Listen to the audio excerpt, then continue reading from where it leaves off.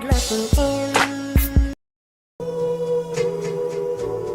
I'm on the outside looking in. And I wanna be back on the inside. I don't wanna be left on the outside. All alone.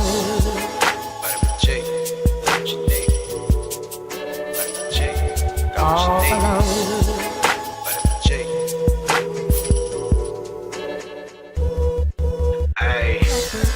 You rockin' with beats, discussing the heat in the streets. Take over the west and the east. I got what you need, a dose of this vitamin G. You rockin' with beats, discussing the heat in the streets. Take over the west and the east. I got what you need, a dose of this vitamin G.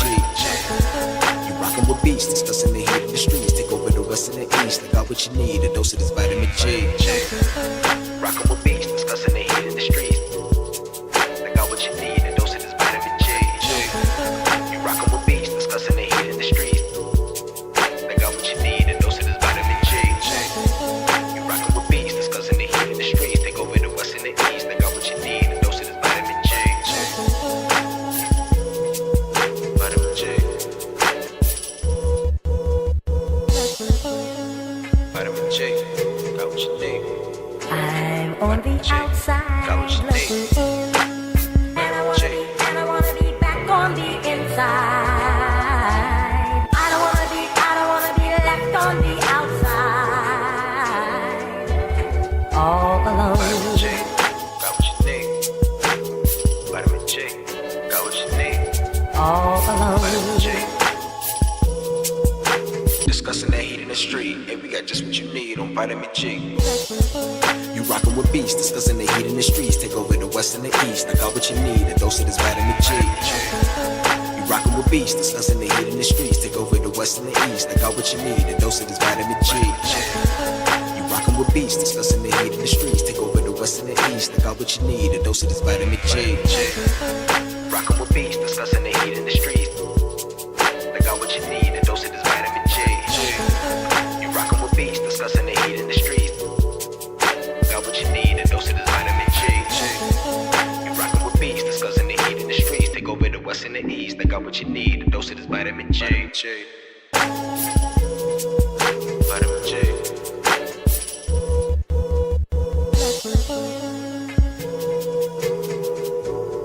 I'm on the outside looking in. And I wanna be back on the inside. I don't wanna be left on the outside. All alone.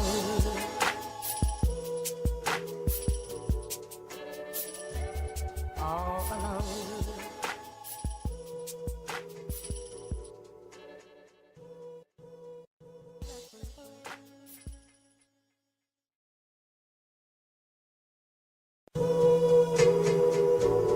I'm on the outside looking in. And I wanna be back on the inside. I don't wanna be left on the outside. All alone. Vitamin G. Got what you need. Vitamin G. Got All what you need. alone. Vitamin G. Hey. You rockin' with beats, discussing the heat in the streets. Take over the west and the east. I got what you need, a dose of this vitamin G. You rockin' with beats, discussing the heat in the streets. Take over the west and the east. I got what you need, a dose of this vitamin G. You rockin' with beats, discussing the heat in the streets. Take over the west and the east. I got what you need, a dose of this vitamin G. Rockin' with beats, discussing the heat in the streets. I got what you need, a dose of this vitamin G. You rockin' with beats, discussing the heat in the streets. I got what you need, a dose of this vitamin G. You rockin' with beats, discussing the heat in the streets. Take over the west and the east. I got what you need, a dose of this vitamin G. Vitamin G. Vitamin G. Got what you need. I'm on the outside looking in. And I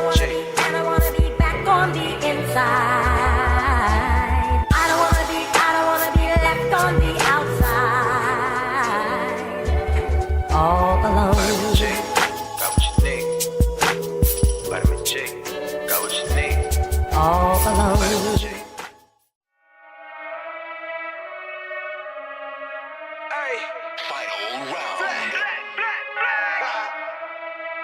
I already know how I'm coming, man.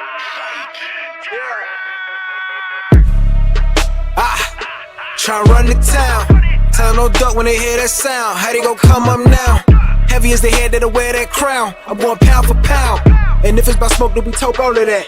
From an ounce to a pound. Check it, they biting this now. Cause my drip right out the seat. How could they be? Give me a couple of rounds. Cause I'm a beast when I'm on vitamin G. You see they start crumbling now. Mind struck, start mumbling now. Get the gist, I ain't reaching for clout. Plot twist, I'm the one with the keys. Clock glitz, know they love how I freeze. Different continents, I be torn. We living life, making yours look boring. See, we win at the end, it's a spoiler warning. Cause I keep heating up, I might blow the whole planet. They calling me toxic like global warming. But they keep tuning in once again and again. I'm the one at the top, just a formal warning. Truly, I'm De Niro when it come to movies. Get De Niro, entertain the groupies. Habanero if you come pursue me. But I hop on the game, too busy rolled up whenever my girl getting moody. Link up with the gang, we all go insane. Catching them bills on the duty. On the stick, see I'm locked in. Bought a box, I was like 10. Back then, used to box, nowadays they ain't throwing hands. Mama said we got more advanced. One thing about me, I adapt, bought a Glock fin. Keep me safe from the block in. The game kept me off the block. Ain't got flex about looting my Ruger. I can shit on you with my computer. See my graphics card costs more than your damn job can afford to pay you. And my monitor, big as hell, detail, so I can see when I spray you. Then reload the clip and record the clip. It's go all say to that SSD. Know a whole lot of trill game heads like me wanna see tuned into that VGP.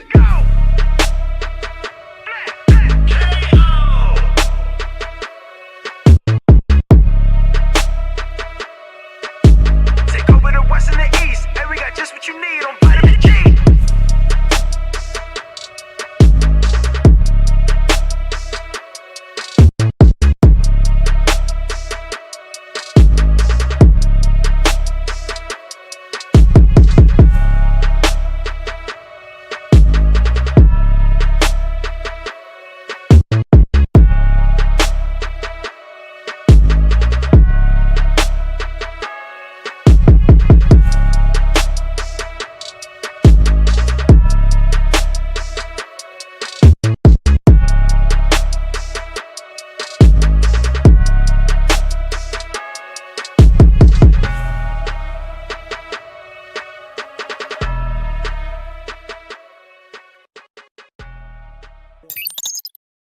All right. We are live. Welcome to episode 247 of the Vitamin G podcast. I'm your host, Pharaoh, and with me today, I have Nappy chilling in the coffee shop. How you doing today, man?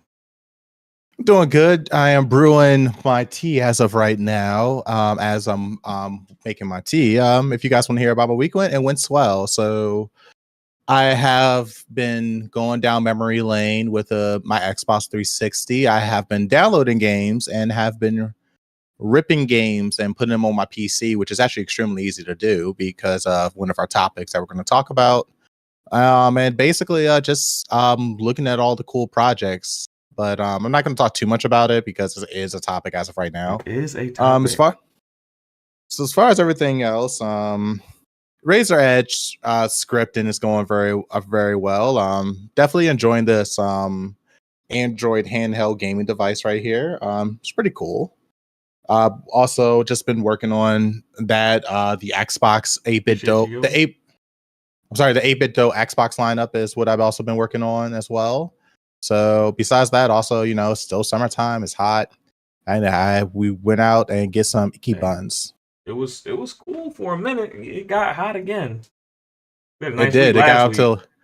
I mean, honestly, like ever since we had those 100-degree days, like 86, 87 feels like it feels so nice outside now compared to the 100-degree. We don't even have the air on in the house. Like we're just, I guess. Yeah, my apartment's sitting at 78, and I'm just chilling. Yeah, same here. That's because we got fucking new acclimated. Yeah, exactly. We're all like living radiation. But yeah, I've been pretty busy, so I haven't gotten a ton of gaming in, but I did grind away my character in Road to Glory on College Football 25, and I didn't touch the game ever since. It's I do have the AC on All right, so I have the My, AC on for my like AC is on. It's my on my 78. my AC will be on like today. It was on from like 12 to like 5, and then like as it kind of started to cool down, we just turned it off because it started raining. So Central air stays at 69 to 70 degrees. We don't play that shit. well, Yobi, you in Florida, so you know that's a little that could be a little Yeah. different. Be a little different down there. But yeah, I'm gonna say you better just get used to the heat, man. We adapt. But nah, like what happens is my wife will turn it off, and then next thing you know, it's like kind of hot in the house, and I just kind of deal with it. So that's kind of how it works for me. I don't know how it works for Yobi. Dang, your wife gets to touch the Nappy. thermostat. Hey, I'm about to say, I was always taught the man of the house always controls the thermostat. Well, you know, she can turn it. It don't bother me. It bothers me Oh. sometimes, but I'm about to say they. I mean, because honestly, also that BG&E bill is a lot lower. well, she's turning If it I would've- off. That you know, gas and electric ain't a problem. Then what's going on, Omar? All right, Hey, what's going on? We started a little bit talking about Central Air. How you been? What you been playing, Omar? So I finished a few games this week. Well, last week I finished Bow, the Path of the Teal Lotus. Great game. It's a little bit junky and short for a Metrovania. But besides that, great bosses. Boss battles were great. Mm-hmm. The story, I mean, paper thin. They throw you dumpster, uh, dumpster fire of amount of what you call it, text at the end. That if you wanna read, you can read. I actually skipped it because when story should be followed, it shouldn't be thrown at the very end. All of a sudden, you get 10,000 pages of text. Okay. Like it breaks the flow of gameplay for me. Besides Yeah, that's kind of what happened yeah. with Xenogears back in the day. So yeah. Besides that, I also finished another game called Dungeons of Hinterberg. Oh yeah, that's a game that just dropped into Game Pass last week. It just launched last week, right? Yeah. It see that's now a game that's great.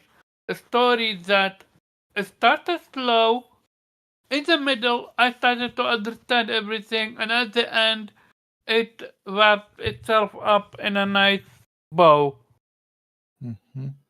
Bow tie.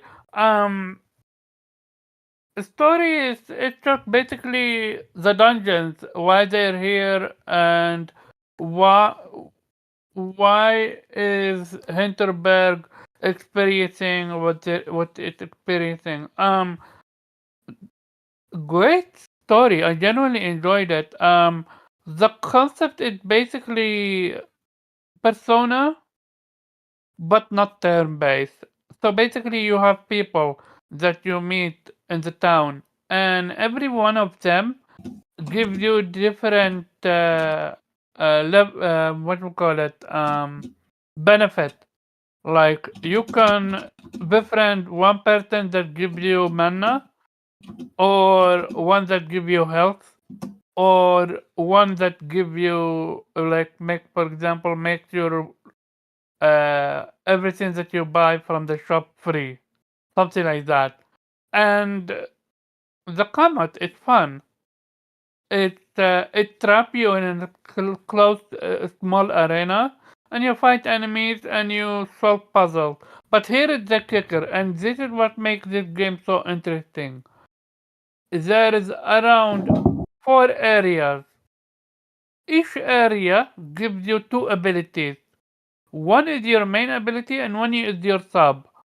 And while you can use them in combat and gives you benefit, they actually solve puzzles for you outside of combat, and that's the fun part.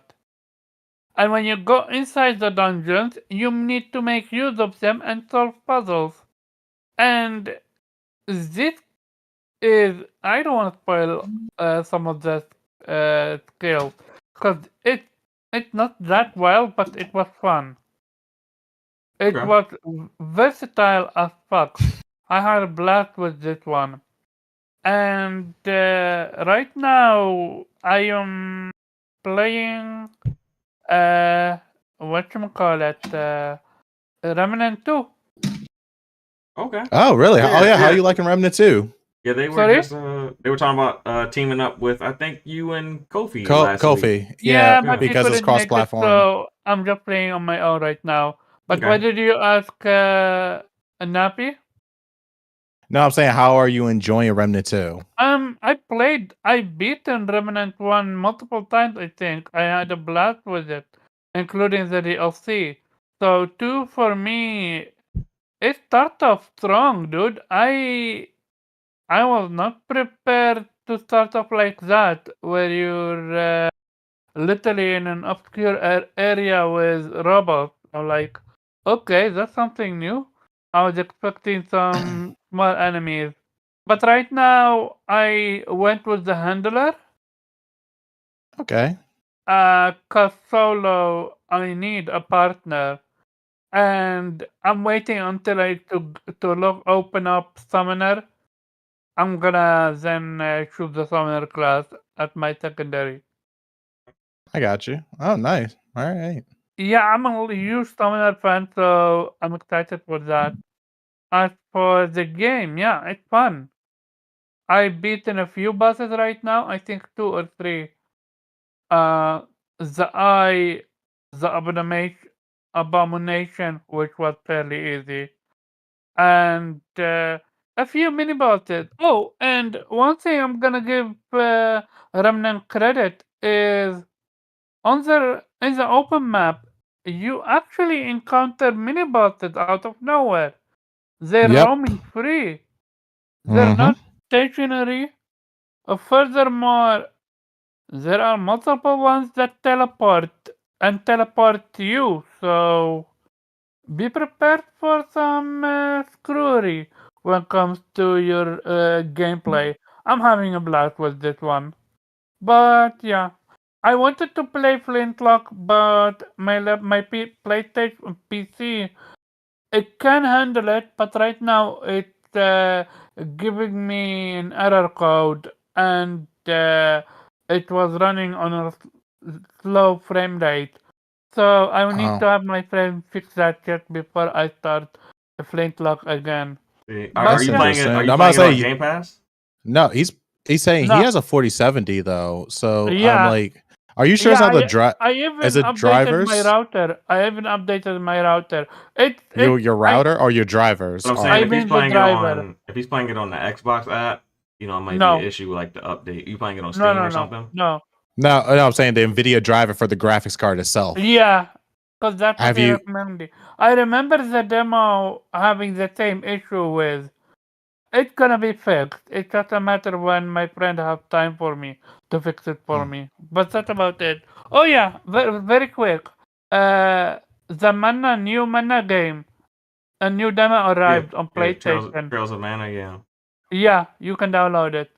And Hmm. yeah, PlayStation received quite few demos this week between Rise of the Ronin, the Mana game, and then another Souls game, Souls-like. Hey, Kofi, I'm playing Remnant 2. That's about it.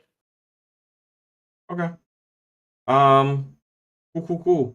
Well, let's roll on to Zero since I'm calling y'all in the order y'all came in. Zero, how you been? What you been playing, man? Oh, I'm good, man. How is everybody? I apparently it's Remnant time. I too have been playing Remnant 2, thanks to Kofi sort of Nice. dragging me back into it. And so I've decided to put a challenge upon myself and actually try to beat the game on hardcore mode. Which Well, your effectively is when your you first die. try.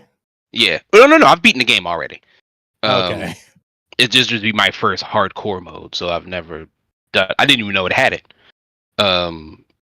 So I'm gonna try to get through it. I have beaten what is it? Yashin? That's what it is. Yeah, beaten Yashin so far.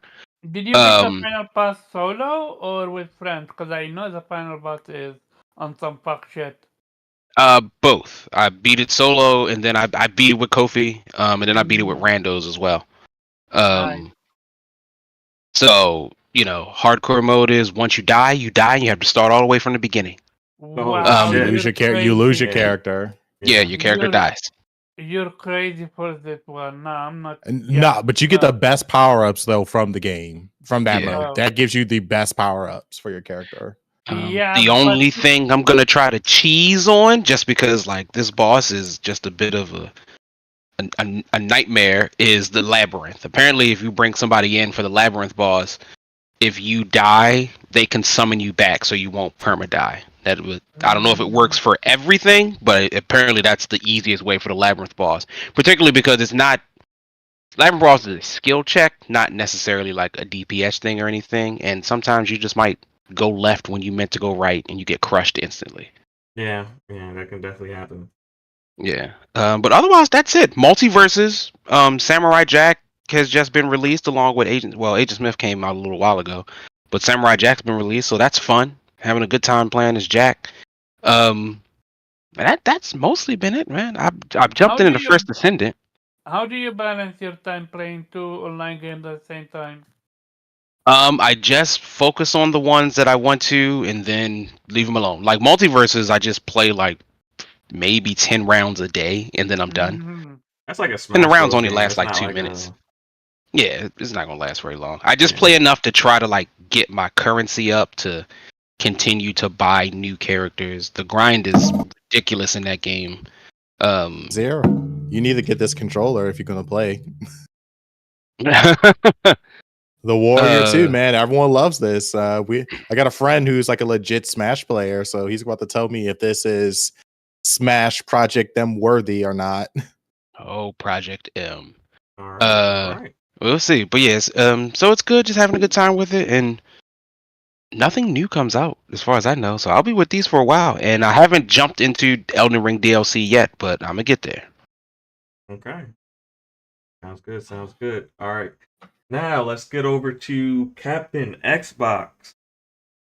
How have you been and what have you been playing, my friend? Oh, before I jump in, I do want to mention that Legend of Mana did drop on all platforms. So it's on Steam, Windows, PlayStation, and Xbox. Huh? No Switch? No Switch. It's not a Switch game. Damn, is it that power? Is that game that demanding? I guess so. I mean, the graphics look pretty decent. So there's like it that you could scale it down for the Switch, but I mean, the gameplay loop. Oh shit! They added Call of Duty Modern Warfare 3 to Game Pass. Yeah, that happened last week. I was not paying attention. But yeah, Jubei, how you been? What you been playing? Oh, going once, going twice. He'll be back. We'll circle back round to him. Hey, Kofi, how you been? What you been playing? What up, fam? Life is good. Gaming is good. Family is waiting for me on vacation. I'll be joining them soon, so take advantage of this time. It's just me and the fur baby. Cody and I, had ourselves a good run today, and I just got myself a sled. So, doing a lot of working on leg strengthening. But anyway, gaming. Yes, Remnant 2 is life. It's not only a great game, but I'll be honest, it's my comfort game. I feel great when I am inches from dying and enemies I don't understand are unleashing some sort of attack that just looks very obscure. I get a very warm feeling from that. And I was there with a friend and with Reggie or Zero.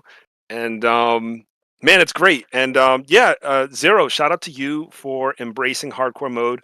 I have completed, I think I've beaten 3 bosses on hardcore mode. So I still have my character. He's still alive. But I Because need you like to you come said, and let me hop in your backpack, Kofi, and just carry me through the rest of it. so the next two bosses are going to be kind of brutal, but I do have a quick story to tell. We were also kind of cheating the system by only sending one character to fight a boss, and the first area we went to was Yeisha, just like you're probably strategizing, and one of the bosses drops some sort of material, and me and two other guys who want to take advantage of it. So we send in the two of them, and I stayed back at the stone. So, I'm here eating some chips, got my beer. Yo, tell me why the developers were smart enough to know that people would do that.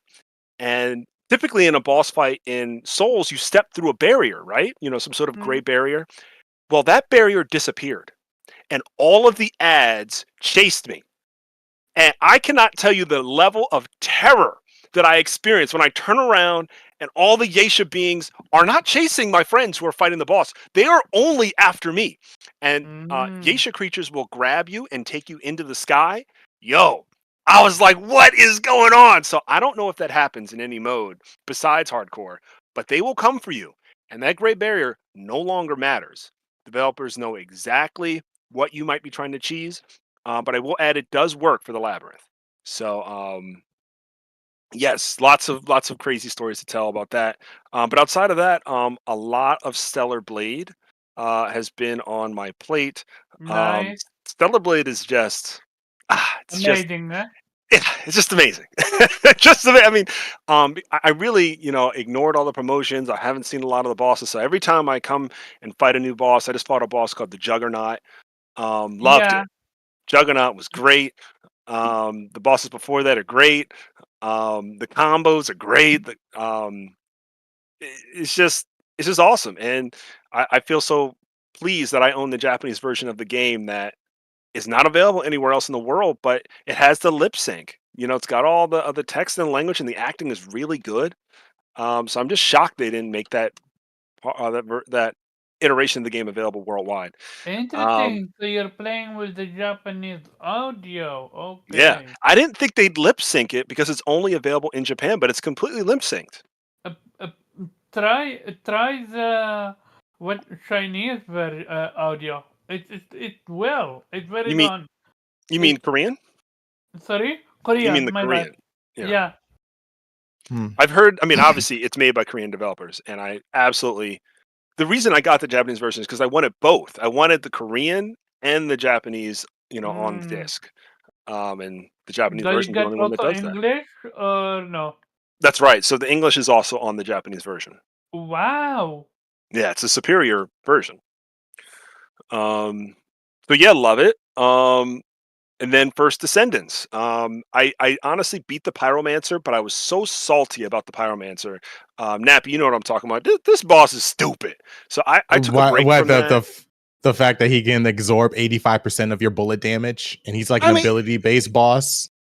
you're right. It's just like the Devourer, which heals for people who don't know, was already annoying. But the Pyromancer actually died far more times trying to beat. And yeah, it was really salty. So I haven't played much. I did get a new ultimate in Descendants. It's called Zigvare's Proof. It's a launcher, which is perfect because I'm a Glay main. And yeah, I'm going to be working on getting that gun to maximum potential. And then the last game, I have to give a quick shout out to JRPG fans who love turn-based games, who love Grandia or some of the classic games. It's called Terra Memoria. It looks a lot like Grandia 1, which is, as many know, my favorite game of all time. And it takes place like in a world where uh, like animals are the main characters, but they live in a civilized collection of nations, and they use magic skills or various skills to fight and I guess go about their daily life. I'm fairly new into the game, but it is available, I think, on Switch, PlayStation, and Steam. I don't know about Xbox. It might be on Xbox. But yeah, Terra Memoria, definitely looking like a nice gem. There are 6 main characters. I only have played with 2 of them, so definitely like early in the game. But gaming is fine wine right now. I'm just in the middle of this gen, and really appreciating all the cool games. And also, last thing I'll say is Renatus, the JRPG that we know is coming out in September in America, is in the mail for me. Yeah. So when I get it, I will be doing lots Ooh. of gameplay previews because obviously I'll have it a few weeks before You're so lucky, Americas. man. I've been trying to get a VPN, and I was trying to see if I can get the game early because it's on Steam, but it doesn't release till September 27th. Oh, you were trying to get the English version early or the Japanese version? I was gonna say fuck it, get the Japanese version because people have already made an English patch. Oh my gosh, Are you I'm guys like, talking about? man! Well, I hope you buy it. I don't know how you're going to VPN or whatever. But I just hope you buy it because no, this developer has I'm going no to buy. money. They have No, no I'm money. going to buy it because I understand the world ends with you. Like Okay. one of my favorite games on the 3DS at the time. So Oh, okay. I'm not going to sail the seas to get this game. I'm actually going to purchase it on Steam. Okay. Just Their last because. game, I lie to you not, their last game sold like 8,000 copies at launch. What was the last game? Neo, the whole end with you. It was what's it called? Not Neo. This is Furyu. But he's saying the world ends with you because like the staff works on this title for Furyu. I was say Nappy's deposit is not gonna save that studio. I'm not saying they're. That's true, but I mean, you know, we're on a podcast. I am going to. I do want to purchase the game. I was trying to see if I could like VPN to Japan and maybe buy the game, the Japanese version, and VPN back to United States and apply that English patch. I feel you. I don't want to wait 8 was weeks. Cry Machina. Japan's release of Cry Machina. Oh god, like you know Cry Machina was really good. They just didn't advertise it. You liked it? I mean, I like the gameplay. I mean, the story's a little man, but I actually liked it. I like the gameplay. I'm not gonna lie, but it's an incomplete game. It is. I will give you that. Like the dungeons are like 4 rooms. Yeah, they are. And like, yeah. Go ahead. I'm gonna go back. One of our favorite games is an incomplete game. Yeah, you're talking about Xenogears, but Cry Machina is on a whole nother level. Like the gameplay mechanics are incomplete. Like some. Wait, this game's still $60 on Steam? Damn. Man, they need that money. Like some of they have so many great ideas with their gameplay, but it's like they only have like 2 attacks, and you're like, they do. Like stop making 8 new IPs and just double down on one engine and make that game great so you can make a lot of money. And I applaud them because they're always making something new. And Renatus actually seems like it's gonna be. It might be a little sleeper hit. Yeah, the fact that you can walk around town. Yeah, you can like walk around the town, and then you activate your witch mode, and then all of a sudden you get hunted down for activating your witch mode. So you know exactly what I'm talking about. Like I don't want to talk about it yet because I did play the demo. It's like the first demo. I'll be honest, the first demo I've played in years where the demo ended. I'm like, no, like I actually I was like excited. What's it called? Renatus.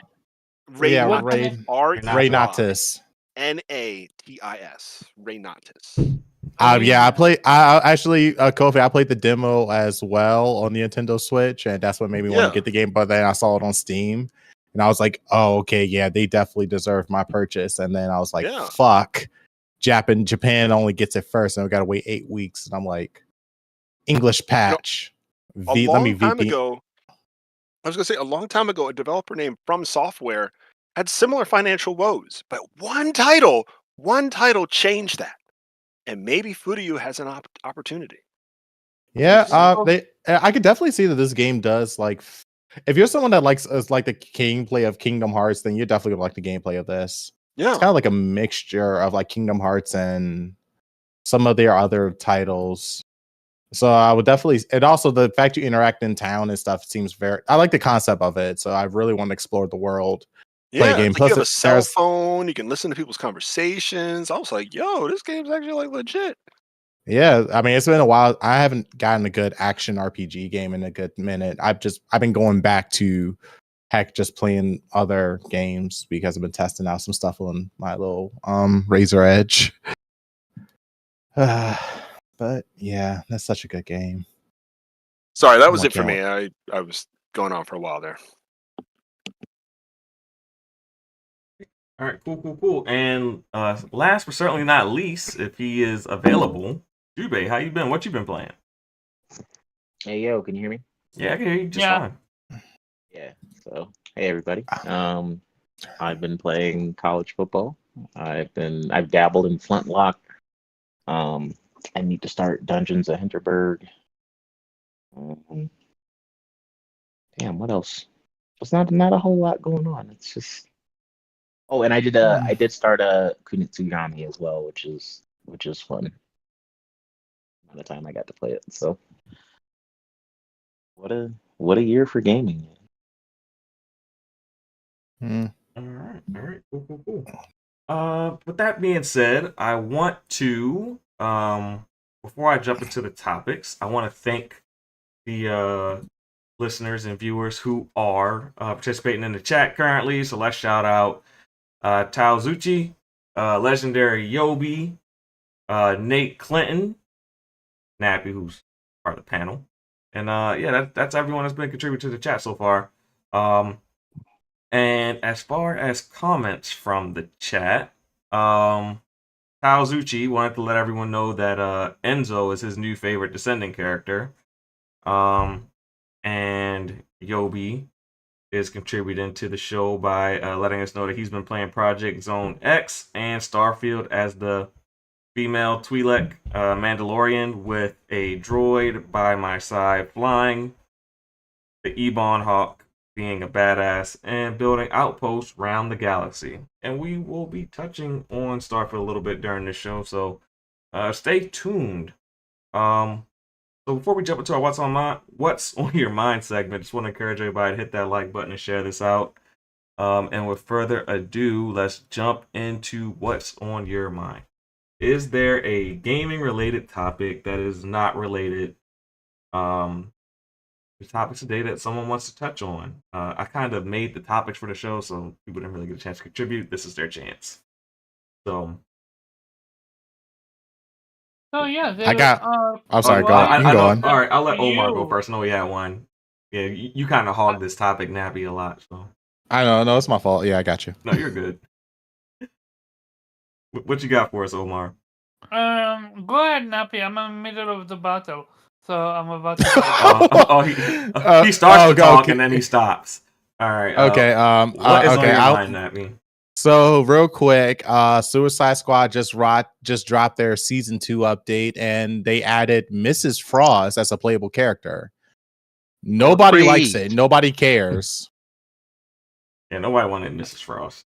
I might jump back into it just to see how she plays. I got the game for free, and I still yet to play it. Quite frankly, the grind is ridiculous. Like, I actually put legit effort into trying to get the Joker. It took so very long. Ooh, yeah. So it seems like that they're going to stick with the 4 season updates, and then after that, they're probably going to drop the game.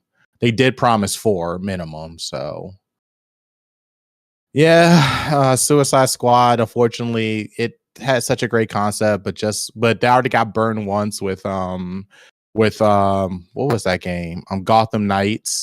And then when I saw the gameplay of Suicide Squad and saw that the UI was very similar to Gotham Knights, I was like, I know I'm not in for a good time. So yeah, I got the game for free. Thank you, Amazon. I just don't know if I'm ready to go through that yet. I don't know if it's a hot take. I like Suicide Squad better than I do Gotham Knights. I heard it was a little bit better. The people do say it has better movement and better response time. One thing with Gotham Knights is the movement delay was just felt icky, and then also the Batman what is it? The grapple hook felt terrible. I was gonna say, is that because Suicide Squad took a little bit more risk? Well, like Nappy said, like the grappling hook, like Harley has a grappling hook for her traversal, and it feels excellent. Like she's one of my favorite characters to traverse. Yes, Yobi. I am going to judge the game based off the UI. The UI looked exactly the same as Gotham Knights, which gave me terrible memories of me playing Suicide Squad on hard mode, which just made the enemies tankier, and I got no reward for playing it on a hard mode. So you got to remember. Well, you may not have been around at the time, but Nappy was brilliant enough to purchase Gotham Knights Day One and had to deal with all the issues related to that game. So he probably has a little bit of PTSD in regards to Gotham Knights. Oh well, Yobi, I'm glad you enjoyed the game. Especially on what is it? You got it on PC, right? And PC was like Yeah. the worst version of it at the time that it launched. I wouldn't say it was the worst version. It was definitely unoptimized, but it was playable. It's just that, oh god, Yobi, you played on hard mode too, and no, it wasn't. It was literally bang, bang, bang, dodge, bang, bang, bang, special, bang, bang, bang, dodge. And then the time combos was a good concept. I'll give you that, Yobi. Like the fact that instead of you just button mashing, if you actually timed your attacks properly and hit the action button at the same time your attacks hit the enemies, you pull off all these crazy combos. I'll give you that. I will give you that. But yeah, Gotham Knights, after a while, I realized, like, why the fuck am I playing on hard mode? And I didn't get no achievement for playing on hard mode. Damn, I didn't even get acknowledged. You can at least acknowledge me for going through the game in hard mode. And then then the last minute they came up with the four player mode that nobody played. But people played for like 2 weeks and then everyone dropped. So yeah, after that, I was like, okay, Gotham Knight sucks. And I was looking forward to Suicide Squad.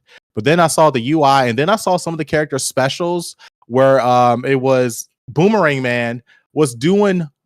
Wait, I think it was either Boomerang Man or Deadshot was doing a goddamn breakdancing windmill that looked exactly the same as Nightwing's windmill when he was throwing his little batons around and it was spinning. And I was like, these motherfuckers reuse assets. Nah, I'm good. I'm good. So that's my story, Yobi. All right, anything else on the Suicide Squad Zero? I just wish it was just a little bit better.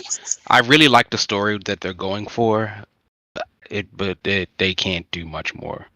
Like it's not fun to grind in the way that they have it set up. And if the grind isn't fun, nobody's going to play your game. All right. And anyone else have something that is on their mind? All right, let's go, Omar. What you got?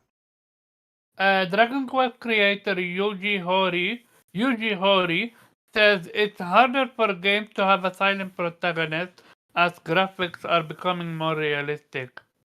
As game graphics evolve and grow increasingly realistic, if you make a protagonist who just stands there, they will look like an idiot. Okay, so I am curious what you guys agree with him or not. I wholeheartedly agree. Sorry? I wholeheartedly agree. I agree, but at the same time, I disagree. I disagree when it comes to the whole graphics standpoint, but I agree. Silent protagonist should be a thing of the past. When a protagonist is silent, especially when everyone around him is talking, it sticks out like a sore thumb. This is why I love voice actors like Cloud or Clive from I think it's Clive from Final Fantasy 16, because they bring out their best performance emotions wise. While someone like Joker, he can be so mad, yet you're not gonna hear a single shred of voice from him, and it frustrates me, but it also makes me feel like you're boring. You can be such an amazing character, but if you don't let me hear you, it's difficult to take you serious. Even if you're such a cool character, like Joker is cool, but I find it difficult to what you call it resonate with him.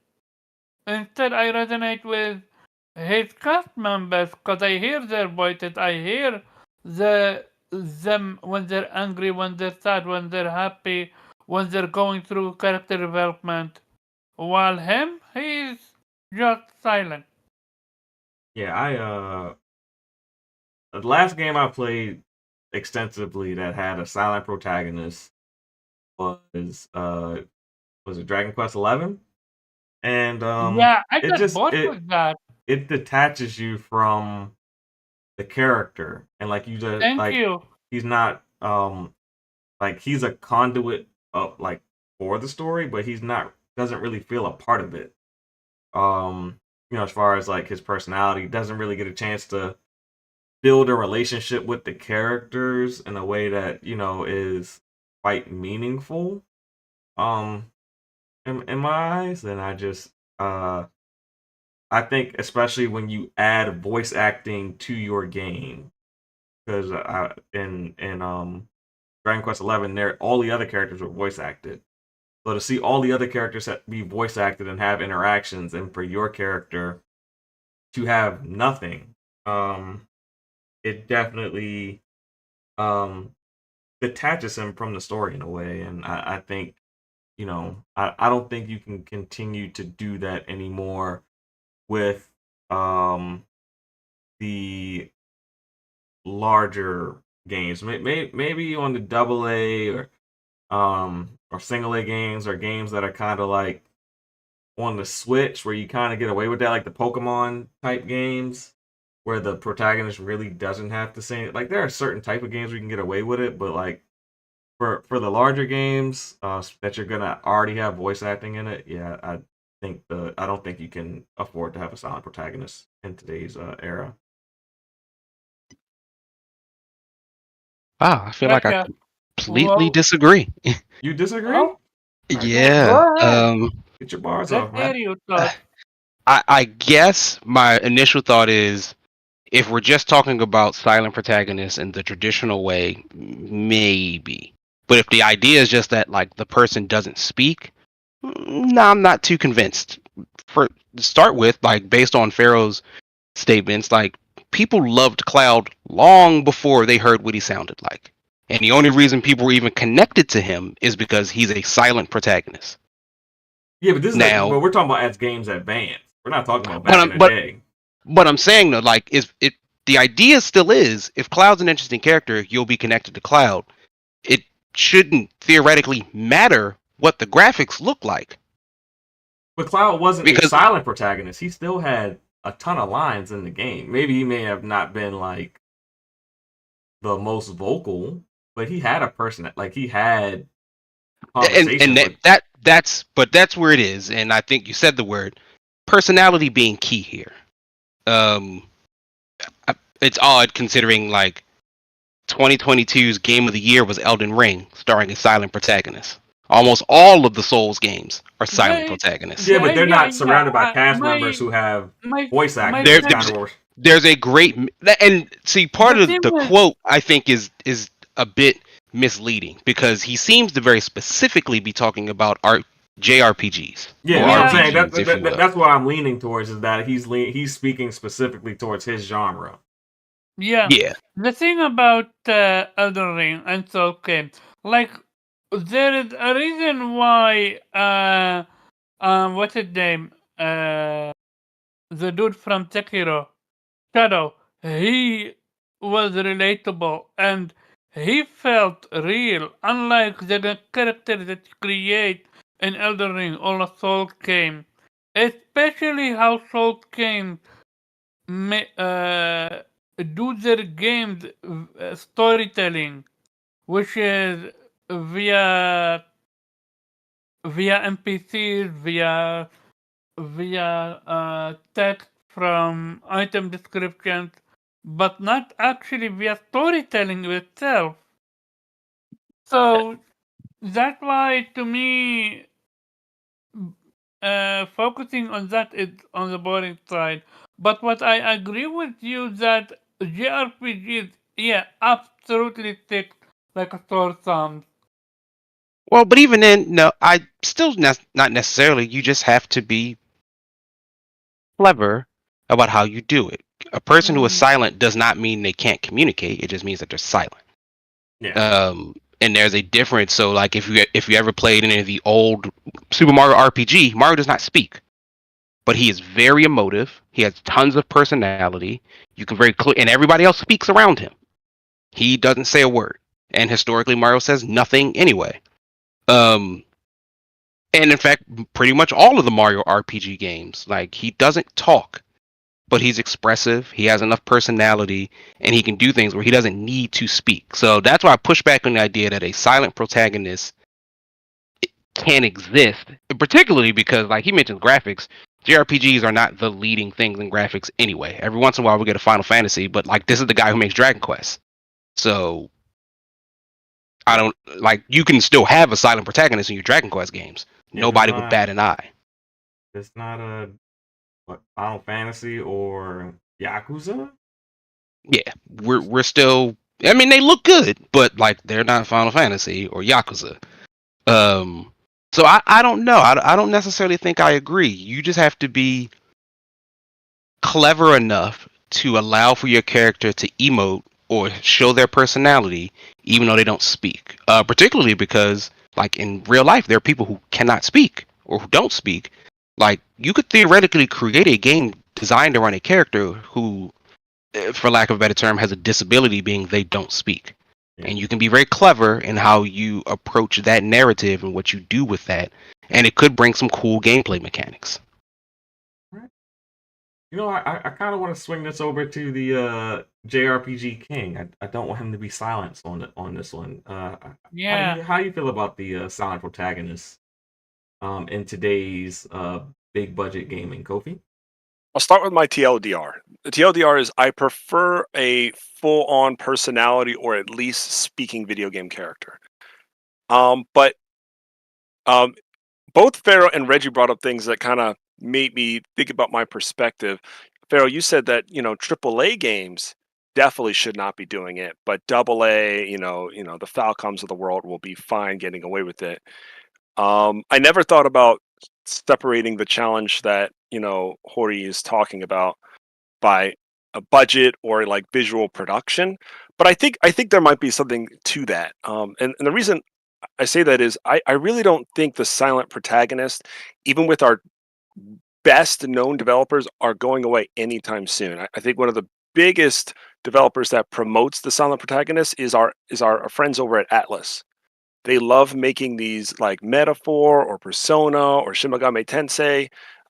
These games are like like even though I don't personally think they are, so many RPG players I know who's either are brand new to the genre or have been playing the genre for 30 years, they'll say, "Oh, I can't wait to play the next Shin Megami Tensei. I just can't." And for me, usually the biggest hang up I have with the series is the protagonist being silent. Yeah. Interesting. But I'll say, So you relate to him or I her? relate to what Pharaoh is saying in that. Oh, you're saying Hori. Um, but at the same time, um, some of the silent protagonists do resonate with me. I would say that my three favorite silent protagonists ever. Got to give a shout out to Vaughn from Legend of Legaia. Mhm. Absolute awesome guy. Number two, Rudy Rough-Knight from the original Wild Arms. That forever. Rudy Rough-Knight is the guy. And then the last I will say is Shin Megami Tensei 3 Nocturne's oh my god, I'm forgetting his name. Um and I think it's because the world around them really grabbed me in. And I'm pretty sure Metaphor is also going to have a silent protagonist. Um, Yeah, and that's what I'm I afraid guess, of. yeah, I think we're all leaning that way, and I'm okay with it because I like Shin Megami Tensei 3 so much, and that's exactly why I bought 5. I mean, I own 5 already, but I'm getting it again on PlayStation. So I'm gonna give him the pass because I liked SMT so much. Um, so I just think that um, a really, really pretty visual game, like we're talking about a Tales of game with a silent protagonist, it has been done more recently than we may think. Oh, I'm not The saying it's not done recently, because like I said, I just did well, Dragon Quest 2011, and that launched well, on I'm the Xbox series. PlayStation, yeah, but yeah, series. Being That done was like and 2019 or Yeah. 2018. being Um, done and being enjoyable is totally different thing. Would you not agree? say that question again. I being said done and being being enjoyable is not it exact is same thing. totally different thing. Yeah, that's true. But Like, in the case of, I think what Kofi's saying, like Atlas, people find Shin Megami Tensei and Persona to be very enjoyable. yeah, and like another game that But Shin Megami baffled me. Tensei was a smaller Switch game. Like I said, it works on like Switch games. But So I'll say when it comes to like a game like Persona that does it, I think when you do have a silent protagonist, you have to be very involved in that character's decision making in conversations and things. So you kind of feel like you're making up for the difference. I Um, 100% agree. If you add player choice, a lot more player choice, I think people are going to be able to get away with the silent protagonist for many years to come. And like one of the stories I remember baffling me, but that JRPG fans love. This is older than Dragon Quest 11. Is Tales of Xillia 2. Tales of Xillia, the original, love it. But Tales of Xillia 2 has a silent protagonist. I think it's the only Tales game with a silent protagonist. And I can't tell you how many lists I go through where people list that as their like favorite Tales game ever. And I go, yeah, like when I think of Tales, I think we all think of like these super opinionated characters who have like these crazy moments, like Tales of the Abyss or like Tales of Arise. yeah. But Xillia 2, for some reason, people just love his game. So I think, and at the time when Xillia 2 came out, it was one of the better looking JRPGs across the board. So I think we're going to see that again, and it won't be an Atlas game. Yeah, Maybe it'll be another Falcom title. Maybe it'll be Furyu. Um, who knows? But I don't think it's going to die, even though it's definitely not my preference I for think sure. what hurt it for me when it came to Dragon Quest 11, since that's the most recent one I played, was that there was these like large set pieces in that game where the silent protagonist was just didn't have anything to say, and Boring. Yeah. it kind of, but everyone else did, so it kind of took him, it kind of made him not really feel as much a part of it, um, as everyone else. You just had to observe his action, in some of those larger set pieces. I think that what kind of made it stick out more to me in that particular game. Yeah, I can Um, feel that. To me, a game like, for example, I played Dragon Quest Builder 2. I had a blast with it. I just wish the characters were voiced. Even the Builders, I main kind of character. understand it more not having voice acting, that type of game, just because of the type of game it was. I can understand that one a little bit more. But the mainline Dragon Quest, I think Dragon Quest 12 will probably have a voiced Oh, I don't know about MC. that. They're going for a more mature tone and things like that. I can see them doing it with Dragon Quest 12. I mean, It's just they're they've trying to change the whole never tone of the done it. franchise. Maybe, but every Dragon Quest game is sold really well, so they don't really have an incentive to change that yet. Hey, Like every 11 did final great. every Final And, Fantasy sold well, before they started making changes. but it was so well. Here's the thing, though. Final Fantasy has okay for a little while there they were riding, but for longer than its original like life and legacy, Final Fantasy has committed to always being different in some sort of way. They always change the battle system. They always change how the world is managed through, inventory and things like that. While Dragon Quest is just the opposite. They have Yeah, literally done the same thing, yeah, tried and true. keeping it turn-based. Yeah. Yeah, yeah, I definitely can see that there. Yeah, Final Fantasy could definitely stick to the same battle system for like two They games at could have. least. At least two I know. games. Yeah. Like, for me, like 15's battle system is actually kind of decent, but 13 was so bad. 15's I think, final 15's battle system is 7 remake. Really. It's just fleshed out yeah, more. It's the same, like it's yeah, exactly. it started at 12 actually, and then they iterated it into 15, and then like they've been kind of like making the same battle system better. I think eventually they're gonna kind of settle on like probably like 2 or 3 battle systems, and then uh probably like switch them between games. Who Um knows? but yeah, I think we hit this Unless anyone else has something else to say on Silent Protagonist, Nappy. Okay. Jubei, Unless anyone? Jubei wanna say something. Oh yeah, Jubei. As far as silent protagonists, I think it kind of it's a trope that I hope isn't around anymore. It just kind of Interesting. sucks when everybody else can talk except for you. But it has to. But you like Western RPGs. It kind of has to stick for Western RPGs, where it's kind of like you make your own character and like they don't have like a dictated personality or story before the game starts. That sounds like I mean, think about Then maybe- Cyberpunk though.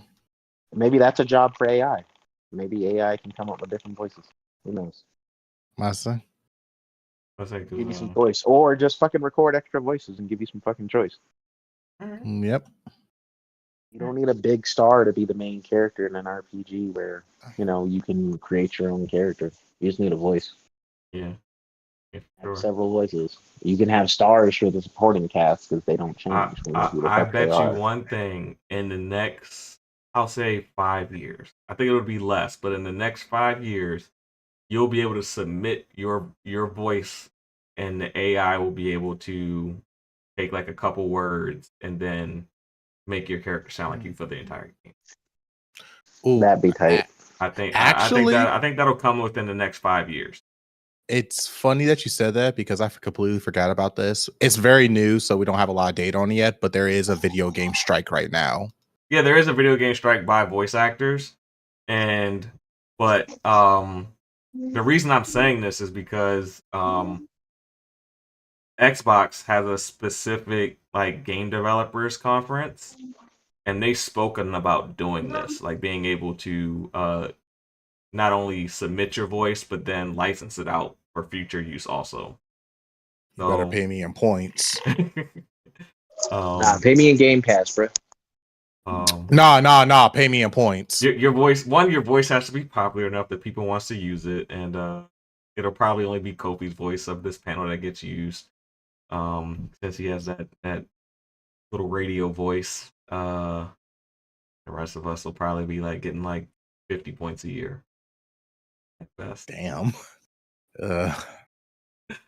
But yeah, so I definitely think in the next like what 3 years, I'll say 3 to 5 years, we'll be able to put our own voices into the game. I say, not for every game, but for certain games like the Western RPGs, I think you should be able to do that for sure.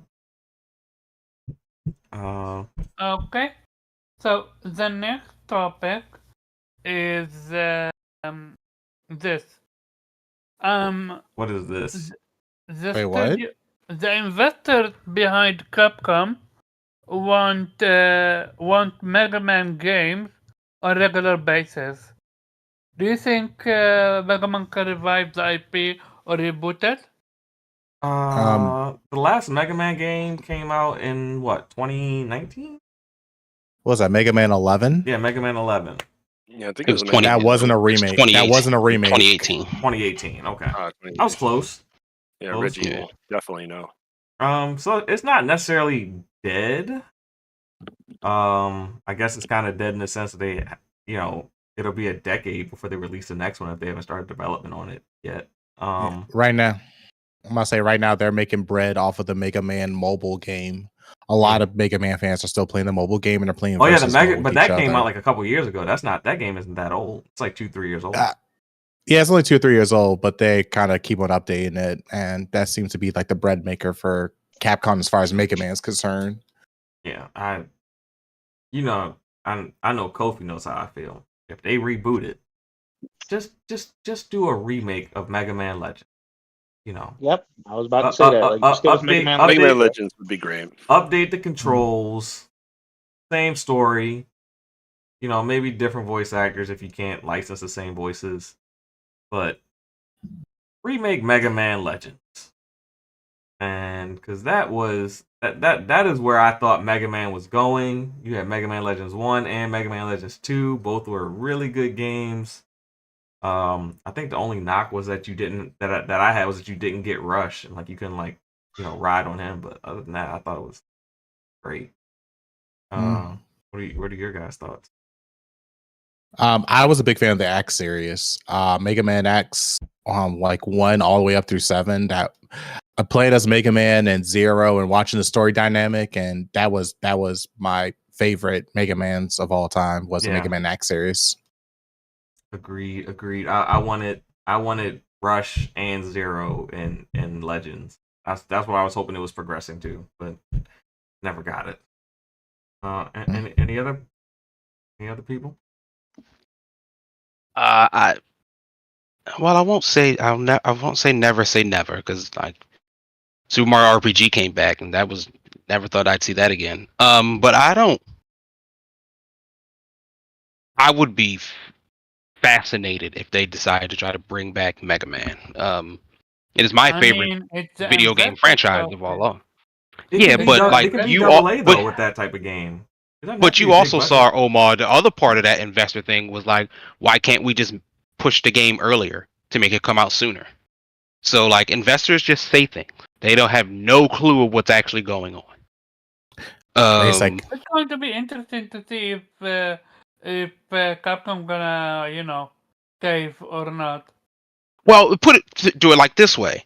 Looking it up, Mega Man 18, Mega Man 11, 2018, as of May this year, sold 1.9 million copies.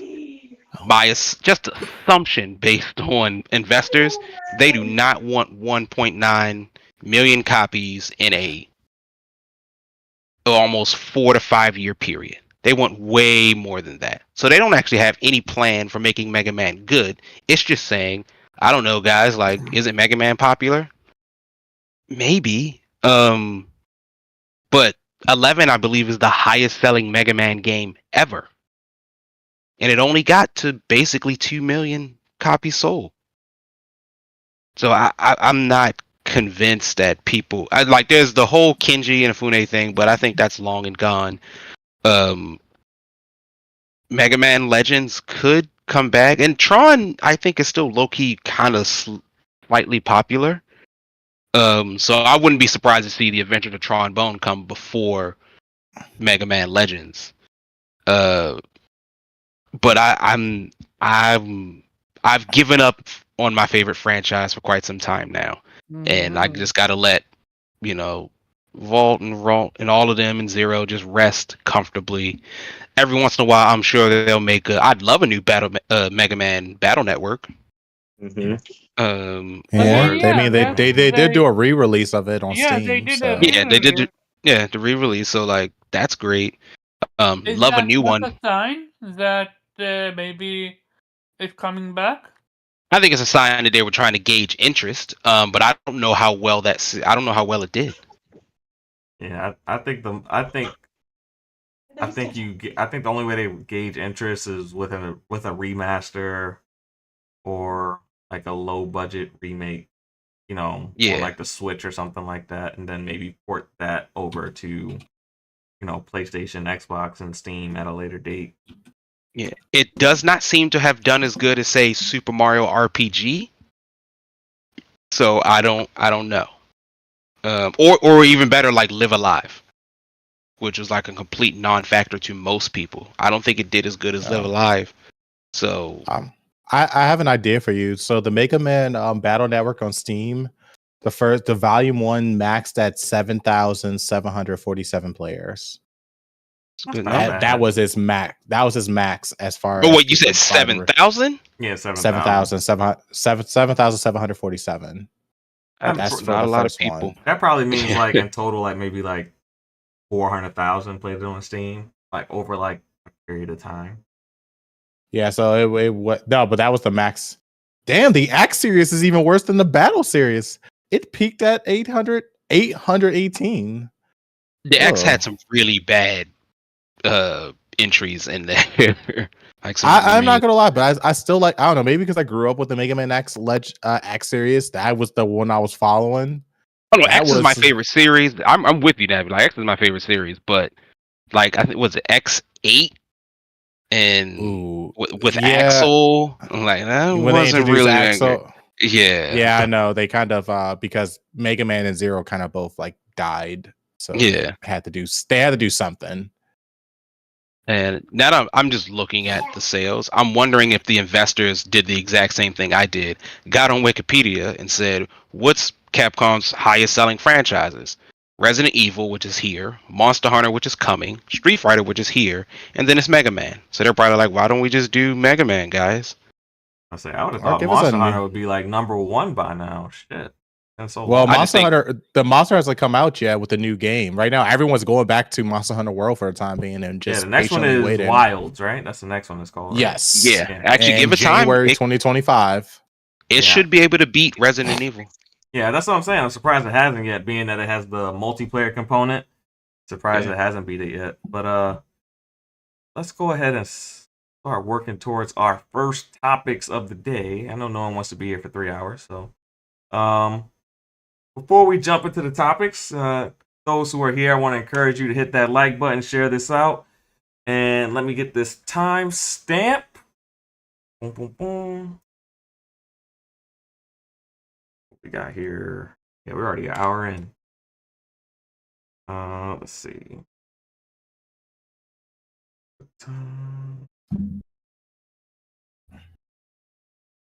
All right. Topic number 1 of today. The Xbox store officially closes. Man, what an era. 19 years of supporting the Xbox 360 store. I know I'm pretty much sure almost everyone on the panel had a 360, so we all have a lot of fond memories regarding the console. We have one who didn't. Two. Oh, you didn't have a 360? But you No, played no, 360 heavy in college, Zero. You don't count. Yeah. You was in the dorms. You don't I count. might as well have had Yeah, you one, might but as I well never have actually one. owned one. Yeah, you played 360 the entire generation. But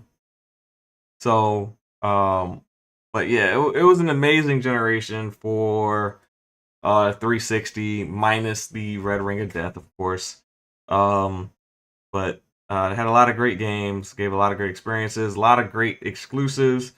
Probably the largest Japanese support that Xbox has ever had on in a given generation. Call of Duty built this back on 360. Bethesda built this back on 360.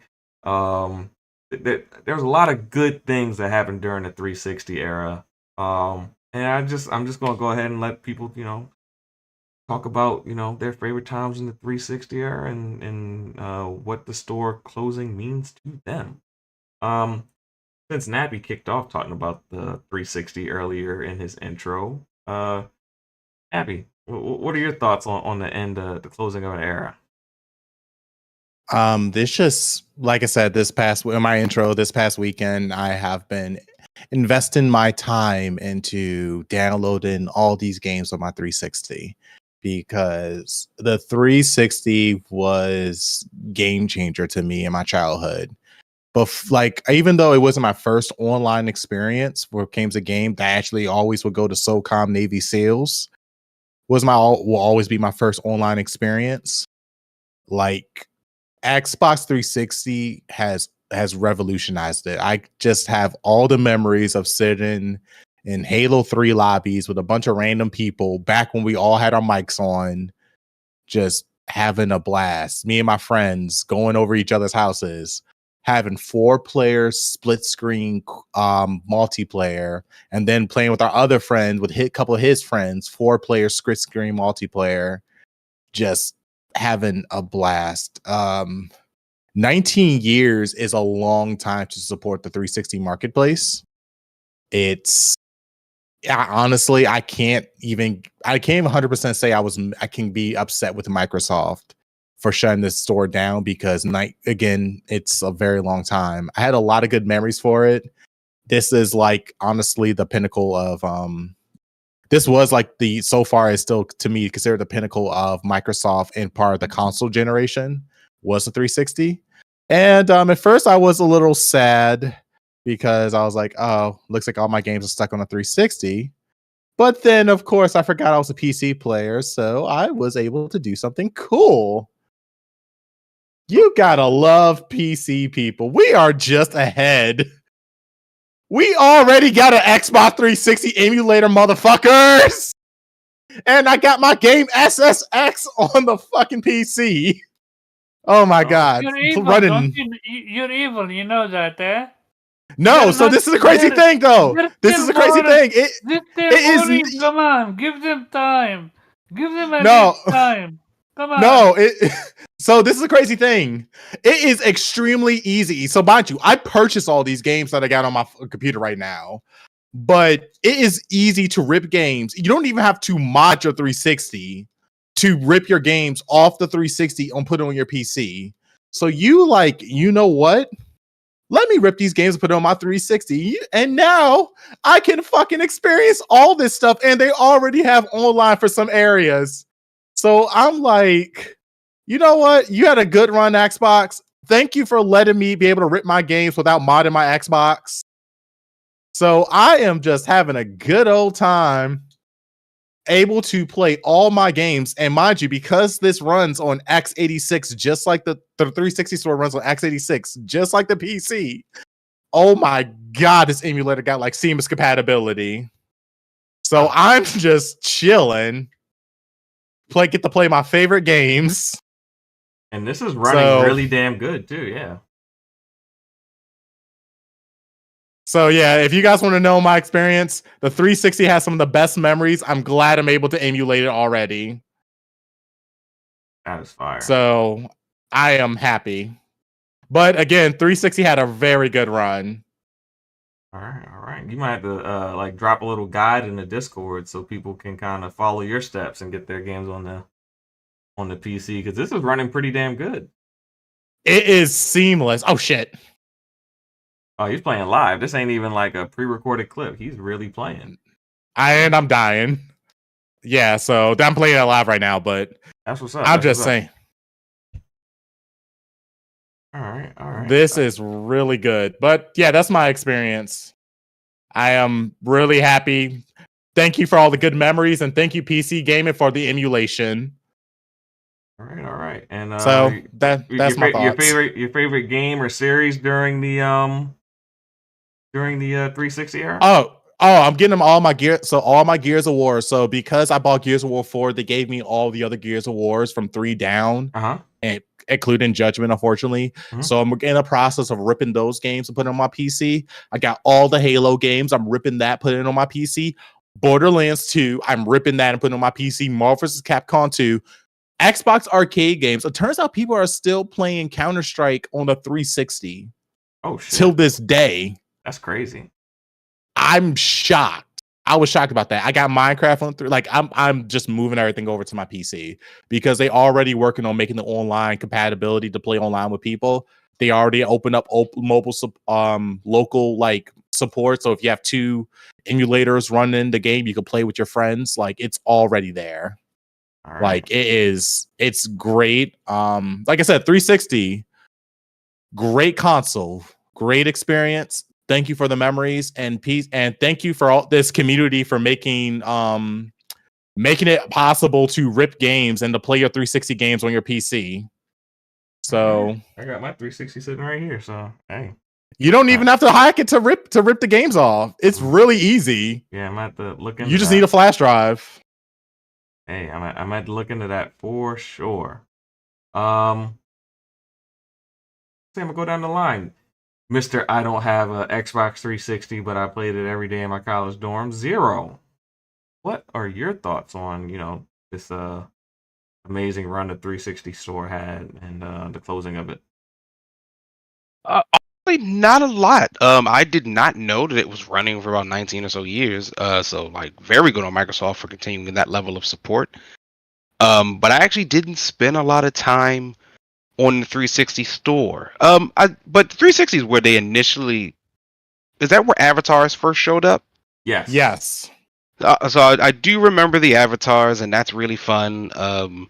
Their whole sort of UI menu was definitely gives me reminiscent of the old Windows Phone because it was the little tiles. You're a Mac guy, right?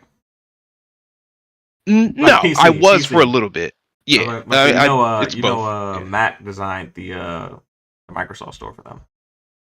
I wouldn't be The surprised 360 considering. store. The whole Yeah, 360 UI was co-developed with Apple back then. that tracks considering if I can remember what Apple's UI used to look like back then as well.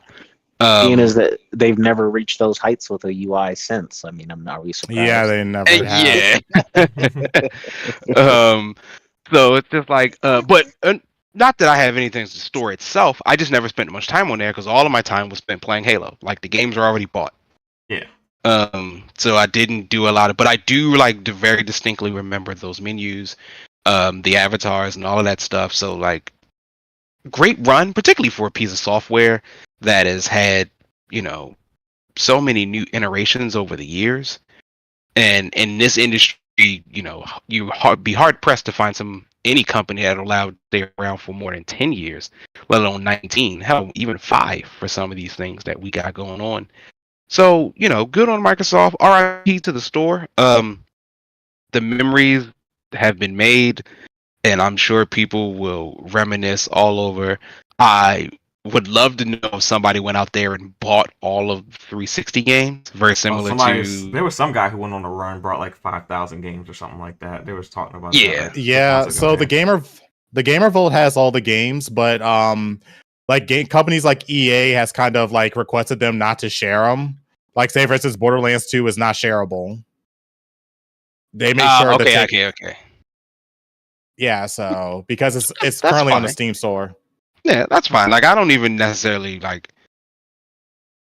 I don't imagine a great many of these games aren't available somewhere else or can't be found somewhere else. Some of the games can't be purchased anymore, like SSX. Is that tricky or just regular SSX? No, this is the newest SSX. Yeah. It was on the 360 and the PlayStation 3. You can't purchase this no more. Interesting. So, and in that case, then we got to find them somewhere. As I watch you play it, I'm like, why isn't this purchasable? Can I play The Last Remnant and Blue Dragon on PC via your emulator? You don't want Last Remnant on PlayStation? Not Last Remnant. The Xbox JRPG. Or Infinite Undiscovery? No. You talking about that Lost game Odyssey? too. That game is now lost to time. Odyssey. Are you talking about Lost Odyssey, maybe? Yeah, thank you. No. I mean, if you have that emulator, I don't see why you wouldn't be able to play Lost Odyssey on there. Blue Dragon. Blue Dragon is on the Xbox Blue Dragon's One. lost to time. Blue Dragon is also another game I want to play. Because this game I missed out on, and as a turn-based fan and JRPG fan, I want to see what the fuss is about. Blue Dragon is a fun game. I still fire that up from time to time. I bought Lost Odyssey. I've yet to play it. I'm a fraud. So, but I do have it in my library, in the backlog. Let's see. Gotcha. So, outsider's perspective. Omar, what are your thoughts on the Xbox 360 store closing after 19 years? Microsoft talk, real talk though. At some point, companies move on. Like, it's a moment in history. Because we all know 360 was Xbox biggest generation ever. So to see it goes out, yeah, it had its memories, and a lot of people have fun memory about it. So I can understand the nostalgia about it. As for me, it doesn't do anything to me, mostly because I was not there. But I do understand its impact. And I real talk, I don't blame Microsoft whatsoever for this move, because people can try to use it for control war and say Xbox sucks or whatever. They should have let it continue. No, like at some point, you see, like this is 2 generations. Like, Yeah, I'm pretty sure nobody. every Yeah, exactly. platform Everybody from that moved on. generation is Yeah, store is no longer active now like as of I don't, now, I don't unless know like the what. Vita store's still up or something. Yeah, like I don't know The Vita what. store is still up, All right, so Vita's the last standing. but it's deprecated. There's a lot of like things you really can't do, but you can still buy things. You just kind of have to go around a roundabout way. I don't know what games exist then you can still play online on a 360. So it's time to move on. Oh yeah, apparently you can still play this game on on 360 online, according to Nappy. Well, you can, so the games still the you can still play games online. You just can't purchase them anymore. Okay. So we don't know how long the Xbox 360 Live is going to be present. That's But crazy we that just the game's still running. That's insane. the matter of fact is that like I'm playing this game on my PC now. I'm not even using my 360. I Yeah, just so said, that's why it's running so good, because it looks like a whole brand new game now. but it's what's crazy is that because is again the 360 was based the same similar to Windows architecture on the x86, so this emulator can like play a lot of the 360 games seamlessly. Like it's amazing. It's just like it's almost like the 360 without the 360 UI. And they're Okay. already working on how to get the online together and making like LAN support and stuff. I thought I was gonna say the UI. I was like, oh, they got a UI too. That'd be fire. Yeah, so But yeah, let's move on to Captain Xbox. How we feeling today? And end of an era. How we feeling today about the Xbox 360 store closing? I bought all I wanted to buy from the 360 store personally. Eh. Um, um, I mean, it's sad in a way to see something that's been, around for God knows how long. What, since 2005 ish? Yeah, something about that. Yeah, something like that. Yeah, yeah. hair under 20 years. That's finally gone away. Like I said, I bought what I wanted to buy. I um my daughter's mom still has my old 360. Like, bruh, waiting several waiting several minutes just for that thing to like load up and turn on. Like, yeah, I'm good. I can Look at my load emulate what I times. need to. Yeah, Yeah, that's Look what at I'm my saying. load. If you can do the emulator now though, and play all your games, you can just move them yeah, over to then your that's PC. fine. I'll be okay. I'll be okay with that. I got a Steam Deck. I can play 360 shit if I really want to. Yeah. Um, I mean, hopefully Microsoft goes back to that well because there's still some Activision games from the 360 era that we need to get hands on. I don't know how that's going to happen or how that's going to work. Some licensing Like has to get done like for them sure. them Transformers games. Well, Transformers games Yeah. already Oh, got, those are lost to time. No, they just got relisted. They just haven't announced, when they're gonna be for sale yet. I mean, We did a whole topic on it like 3 weeks here's ago. the thing. Now here's the thing. If they, they're closing the store now. If they say, hey, that store is closed, but you can still get it on Xbox One and Series and stuff, then I mean, what's really changed? From my knowledge, I thought they said you couldn't. The only thing Depends that's on the game. changed is that if you haven't upgraded your console to a One or a Series, you can no longer purchase games on your 360. That would be the only thing that didn't change at that point. So do you foresee Xbox doing something similar to PlayStation where it's the Xbox Classics? Do they have that already? Well, there's a bunch of there's a ton of 360 games still available on the Cloud on the gaming, store, right? but On the store, no, I'm talking about on the Xbox store right now. It's a bunch of 360 games still available, but there are a bunch of games that have been delisted that you could only buy on a 360. So like, SSX. there's like certain like Star Wars games. I think Star Wars Force Awakens. I can think of. It's delisted, but I can go on the 360 store, purchase it, and then fire up my Xbox Series, and download the game and play it. But I can't go on the current Xbox store and buy Star Wars Force Awakens.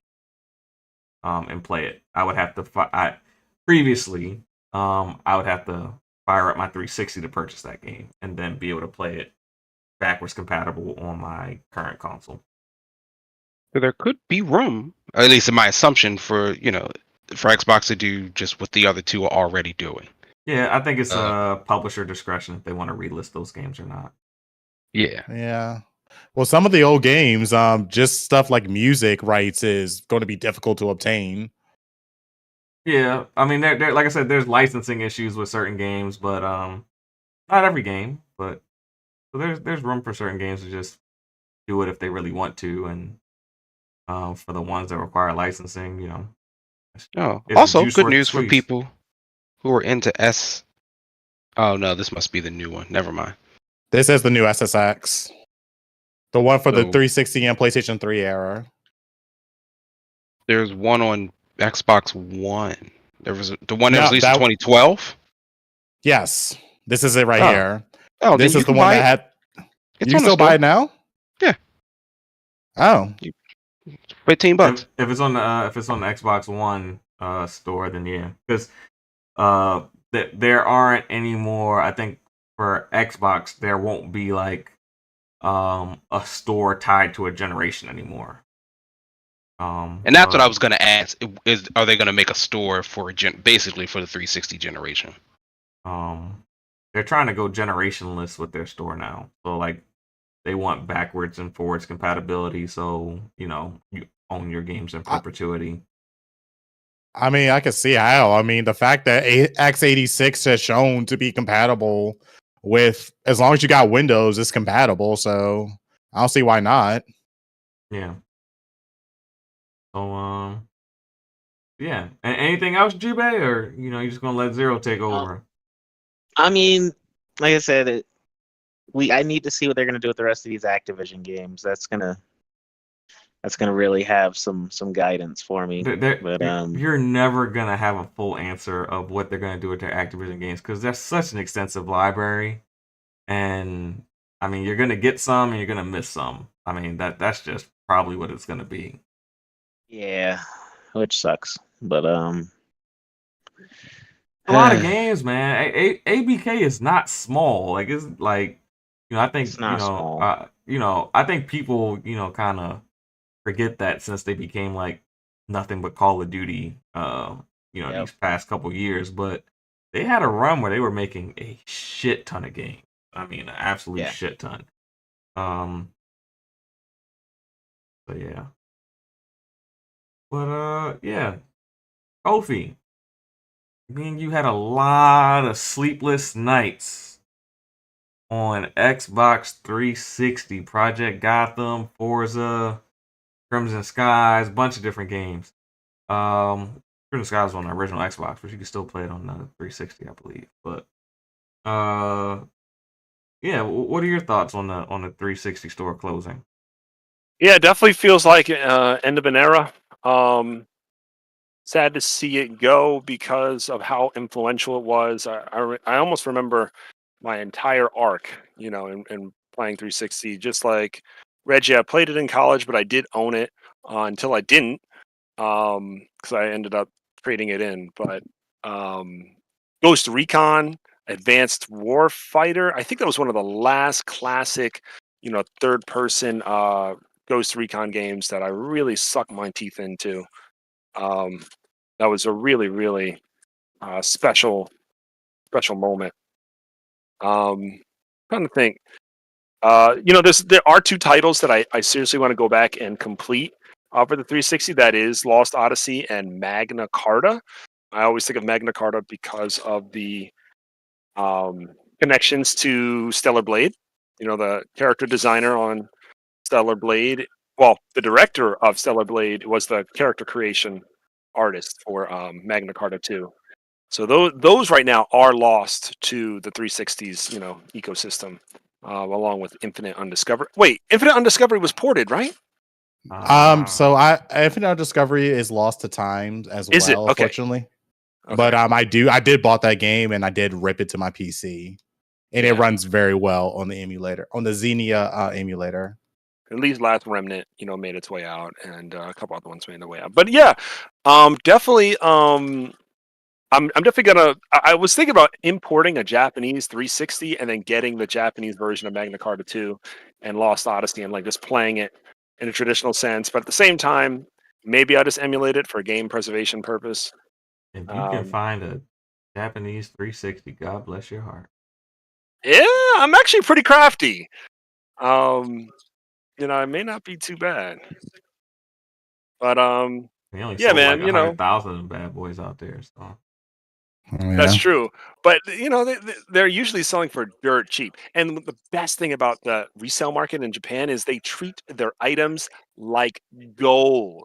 They'll be like, "We're really sorry. This item is dirty," and then I'll show a picture. It's like in shrink wrap. I'm like, "Calm down. It's great." So, definitely, good stuff. Um, Yeah, I think that's the majority of my thoughts. I will say that, yeah, Project Gotham Racing 2 and 4. I mean, 2 was on Xbox, the original, but Project Gotham Racing 4, I think, is so underrated. It was so good. They added bikes, they had weather, they had great online competition. It wasn't just like racing in teams, which I think racing in teams is so underrated with racing games nowadays. They don't do it well enough like Project Gotham used to do it. But they had motorcycles and you could do tricks on the bikes. Oh, Project Gotham Racing 4 was just like such a good game. it was, and it had some really great night racing. That's what I remember about it. Like the night Great races night were racing. great. The night races were great. I love how it was like Simcade, where like the reason I don't like Need for Speed Underground is crashing into things really. There's penalties for crashing. Like you hit cars, there's a penalty, but it wasn't like closed circuit racing like Project Gotham was. Yeah. And it just had its own arcadey slash sim inspiration type feel that isn't done much. It's just not done very often. So sad to see those guys change focus, but yeah, definitely end of an era. Right. And yeah, I think that's it for everyone. I am man, 360 was a great time for me personally. A lot of great games of that era. I think some of my favorites were Jade Empire, of course, Sudeki. I don't think anyone really talks about that game, Those but OG, isn't I that love OG Xbox? That's OG. Sudeki. Yeah, that's OG, bro. Oh, Yes, as was shit. Jade Empire. Ah, shit. I was Yeah, playing. Jade I was Empire's playing on yeah. my 360. Shit. See what else did I play? Fable 2, Fable 2, and Fable 3. Yeah. Love them games. See what else did I love on 360 that I could think off the top of my head.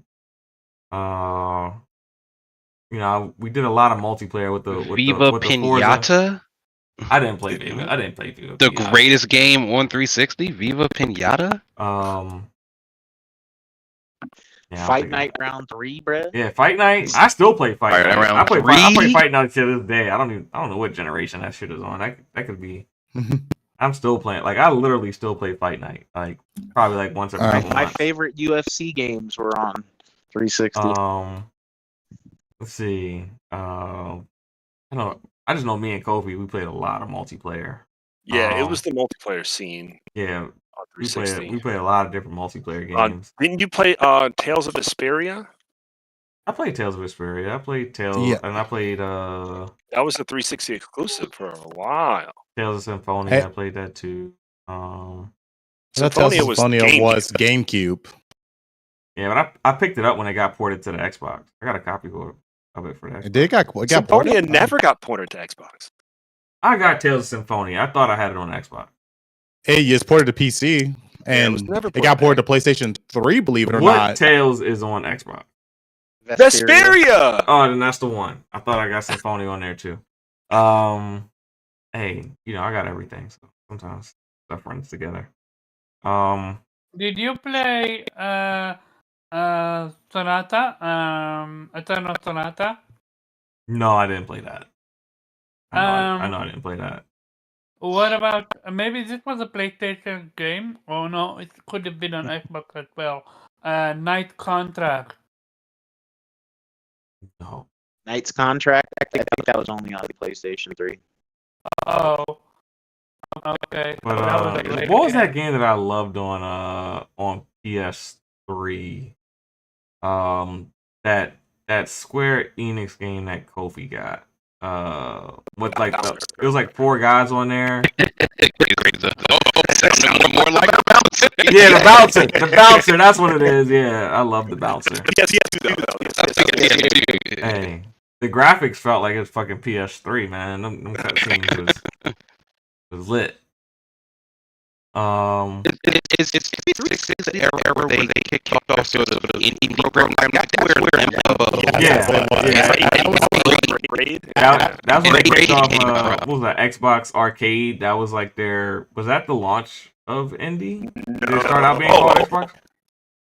And then that's when we started getting indie titles like Castle Crasher. No, I think it was. I think originally it was Xbox Arcade. Then it evolved into ID at Xbox. Yeah, for sure. So, sorry. I guess I'm getting old. Time's starting to run together. I'm mixing like PS3 and PS2 and Xbox 360 and original Xbox. Mixing all that shit together. But yeah, Xbox 360 was definitely a great time. That was back when I was doing the big Madden tournaments every year. Yeah. And now Madden tournaments are back for me, so I'll be back. I'll be back on the tournament scene this year. Looking forward to that. But yeah, I mean it's cool to see that the store lasted for nearly 2 decades. A lot of great memories, and I'm glad to give us plenty of time to buy the games. But with that said, I think it's safe to roll into our next topic of the day. Let me get the timestamp ready. All right, I'm done. I'm done with SSX for a time being. Hope y'all Alright. enjoyed my terrible gameplay. All right, and for this article, because it's feels kind of console war if you just kind of throw it out there, I am going to read the article for everyone. But first, let me just throw this timestamp right here. Oh, you can close out my stream thing, I by will. the way, I'm for just, the I'm viewers. just throwing down this stamp real quick.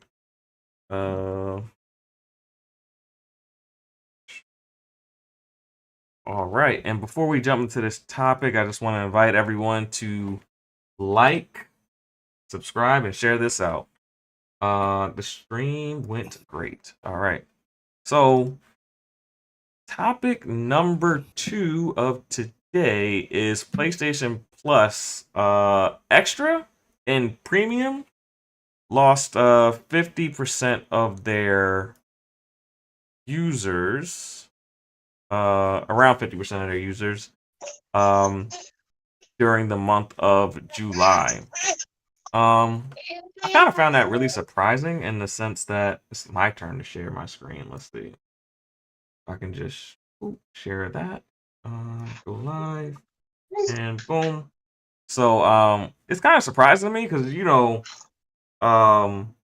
PlayStation, as we were talking shit about Game Pass last week, they actually do offer an annualized subscription for the extra and premier tiers. They offer annualized for every tier you want to be in. But according to True Trophies, PlayStation Plus Extra dropped 48% of lost it. 48% of its player count in July 2024. And I'll just go into the article that was published on the 28th. After the Days of Play 2024 event gave June's lineup a bunch of attractive bonus games, we expected the PS Plus Extra and Premium July 2024 lineup to see a drop-off in player interest. However, even accounting for those bonus games, PS Plus Extra and Premium's player count for July 2024 was one of the lowest of the year. Did it again. Sorry, guys. Using gameplay sample of over 3.1 million active PSN counts, courtesy of our partnership with Game Insights, which draws the majority of its PSN data from sources beyond True Trophies, we track the debut player count for every PS5 and PS4 game that comes to PS Plus Extra. Let's see how much more we got. This includes July 2024's PS Plus Extra and Premium games, which have seen a 48.67 player count drop compared to June 2024's player count. Despite the fact that PS Plus Extra added Remnant 2 this month, the third highest debut on the streaming service this year, Of course, with June's lineup benefiting from all those days of play bonus games, it was inevitable that July would see a drop in player interest. However, if we conclude these bonus games from 2024, June 2024's player count, we'd still see an 18.77 player count drop for July 2024's PS Plus Extra games when comparing the 2 months. This makes July 2024's combined PS Plus Extra and Premium player count the weakest since February 2024. It's also one of the overall weakest months for Sony subscription service this year. While Remnant 2 did perform well this month, the next best performing game was Crisis Core Final Fantasy Reunion. Let's go! Which saw 69.05 fewer PS Plus players than the shooter. The turnout for July's games get weaker from there, with titles like Travis Strikes Again No More, Heroes, and Job Simulator seeing very little attention from PS Plus Extra subscribers. It's a shame, as July did a few great games that largely got overlooked in this month's PS Plus lineup. For example, we got an excellent party game in PS Plus Extra Jackpot Party 9. We also got massively overlooked JRPG, PS Plus Premiums, Janine d'Arc. Perhaps there just wasn't enough big games in the lineup to pique subscriber interest. Regardless, it looks like Sony will have to give us a few more candidates for our best PS Plus games list next month if it wants to get back the interest of its subscribers. What did you make of July's? All right, that's the article. So basically, that's the story as far as PS Plus losing a bunch of their extra tier subscribers for the month. It's a slow news week, so but it's a topic worth talking about, so I grabbed it.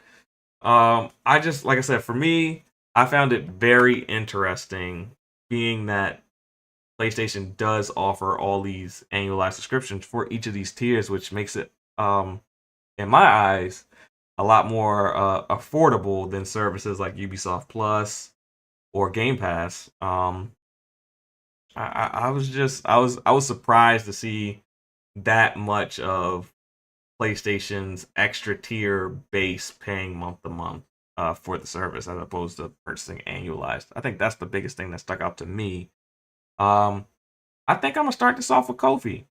Kofi, what are your thoughts on this big drop in PlayStation Plus premium and extra users, and just kind of their philosophy of being in the service going month to month versus annualized? Okay, I have a question. I don't think, well, we may not have an answer. This is specifically tracking interactivity with games and not necessarily subscriber count. As in, we don't know if people canceled for July or just aren't playing. They're just out on vacation at the beach. Correct? Let's go. As in, this might happen every July, especially now that we're exiting a COVID era where people travel, they go on their cruises, they go to Disney World, and also why major AAA games never come out in July, because they're probably considering the drop. Yeah, I could definitely agree with you there. Okay, just making sure, because I thought it was people canceling their month-to-month subscription or saying, "Oh, I just lapsed and I'm not going to renew. I'll drop to the lowest tier. I'll just drop out." But that's not what this article is saying. It's just saying people aren't playing their PlayStations or PS5 or 4. Yeah, they're definitely not. Yeah, definitely They're big. just not Yeah, holding they're the not controller. playing. Yeah, I framed it Okay. wrong. No. You framed it correctly, and you read the article correctly because you helped kind of me figure out what was going on. Uh, from a business perspective, I think it's interesting that some of the most interesting titles I think that PlayStation gamers have interacted with, Joan d'Arc, Pharaoh, Joan d'Arc is the gem. And I love how this article released that, because that game is a game I thought was dead. Okay, Level 5 developed that game. PlayStation published it. It was stuck on PSP. It was nowhere. Okay, long ago when the PlayStation Store died, and the Vita and the store died, that was one of the games I mourned over. That's a Magna Carta 2. That's a lost Odyssey moment. And so when suddenly I get on Twitter and that game is available, I go, "What the?" So from an emotional perspective, this was who says it? This is a major, major, major win. Because I just was like, it was like all of a sudden, the grave outs that I have outside for that time. I think I still have a PSP Go with that game installed. Okay. For that game to come back, and for me to go, I can go to the store and I don't have to buy it again because I bought it like 15 years ago. That was a great moment. I had the biggest smile on my face. That is one of the best tactics title ever made. In the console era, in the consoles, like in the generation of us playing consoles. So that was really cool. And then Remnant 2, I have almost 500 hours in Remnant 2. I think I could stop talking about it. But from a business perspective, um, I don't know what the thought is with PlayStation. Do they think that having really exciting titles in the summer months is cheaper, because maybe there's some sort of financial understanding that, let's say we want to add Gunfire Games as Remnant 2 in July, but we know July is the vacation month where people don't work and kids are out in the fields. Um, so when I pay Remnant 2, we pay them with the understanding of there's not going to be a lot of people playing PlayStation compared to October, or maybe even like late September. So I can get like a little bit cheaper. And your game is out for a year now, and you got some new DLC out. So we're going to pay you less because we are aware of those numbers being less. Um, and then in the article it mentions that despite the fact that it's a dry month for AAA releases, or I'll say it's a dry month for people playing PlayStation, it still did really well. Yeah. Just talk about how awesome that game is. But I mean, the hardcore yeah, that play year round, when they saw it drop into the service, really yeah, jumped into that. amazing game. So um, I think, I guess what I'm trying to say is this is actually more typical than I thought when I first saw the article title. Now, I guess we'll find out. I know we had seen that PlayStation Plus subscribers have not increased much at all, like for the last 18 months. Yeah. But Well, I when we just get to the next fiscal year, I'm curious, will it still be like didn't gain much? Will it be gained a little? Will it be less a little? Because those prices are, they were a painful increase. I don't now, think anybody liked those increases. yeah, I think y'all prices jumped up 35% is what Mm-hmm. some people said. So Oh yeah, for sure. but how do you feel about it being just exclusive to the extra and premium tier customers? Like, they're not talking about a drop in, like, just regular PlayStation Plus subscribers. That's a good point. Yeah, and I guess that's why I thought it was like subscriber count. Yeah, that's a really good point. I don't even know how are they measuring that metric, right? They're saying that people who get Remnant 2, they need to be in the extra tier, but but I guess it's weird to say, what if people bought the game Yeah, like, on sale? And I don't know, I just find that a weird, if you're not tracking actual subscriber counts and them not paying for that month, it's weird to only isolate specific tiers. yeah. And I don't know what to make of that, to be honest with you. So, all right, all right. So, see, I'm gonna throw it down to zero. Zero. What are your thoughts on this player count drop in the hot month of July? I echo a lot of what Kofi said. It's It is July. People are on vacation. Children are in the fields. Apparently, as Kobe said, I don't know what kids are out in the fields. What are you doing with these children? You know what? That's the- You know, I'll just say it's an election year. You know, he been Okay, I guess listening we to too gotta many. He put been him listening to out too there. many debates. But yeah, like it. I don't find. I've not found a lot of value in PlayStation Premium recently, or really within like the past 4 months or so. And I think everybody who has it tends to agree. Premium, I argue, still really isn't worth it. If you're gonna spend your money, spend it on the extra tier, because the PS Classics collection, it's much better than what it was, but I think there's still some. Reggie, did you see that they added Summoner, the PS2 emulation? Yes. See, I was like, So like, Summoner? Like, what see, the? I'm feel, hoping they really start to get there, but I think they're still missing just a couple, and I know largely is because the strength of the PS2 or PS1 was built on the backs of other games, not Sony games. So it's marketing rights. You got to talk to folks, and like they can say no. See, Or ask too much money. I would argue that the way that PlayStation does it is kind of backwards. I feel like the extra tier should include the classic games, and the premium tier should include the games like Remnant 2. I mean, I feel like they kind of messed that up a bit because Well, Remnant 2 is it the quote unquote free game of the month, or is it part of the premium thing? it's part. I thought it was the free game of the month. It's part of extra. So like, it's part of extra, right? So it's part of. No, remember there's Reggie's two. right. PlayStation still does its like free games of the month. Yeah, they do like 3 free games a month. Yeah, and I thought Remnant 2 was one of those. I thought it was like this month's free game of the month. Maybe you're right. Yeah, it is. It is. I don't think it is actually. Oh no, you're not. It's I'm not. wrong. It's not. Yeah, but I say I could have sworn it was in the April subscription 24th, service, but I wasn't really. going to argue with it because I haven't fired up my PlayStation in the month of July. Yeah, it's I'm part of only that, in premium and extra. I'm looking at it. it's Now. on- Yeah, Yeah, So and so is Crisis Core. yeah. Oh, you're right, because it's Borderlands, NHL, and Among Us. That's the PS Plus games.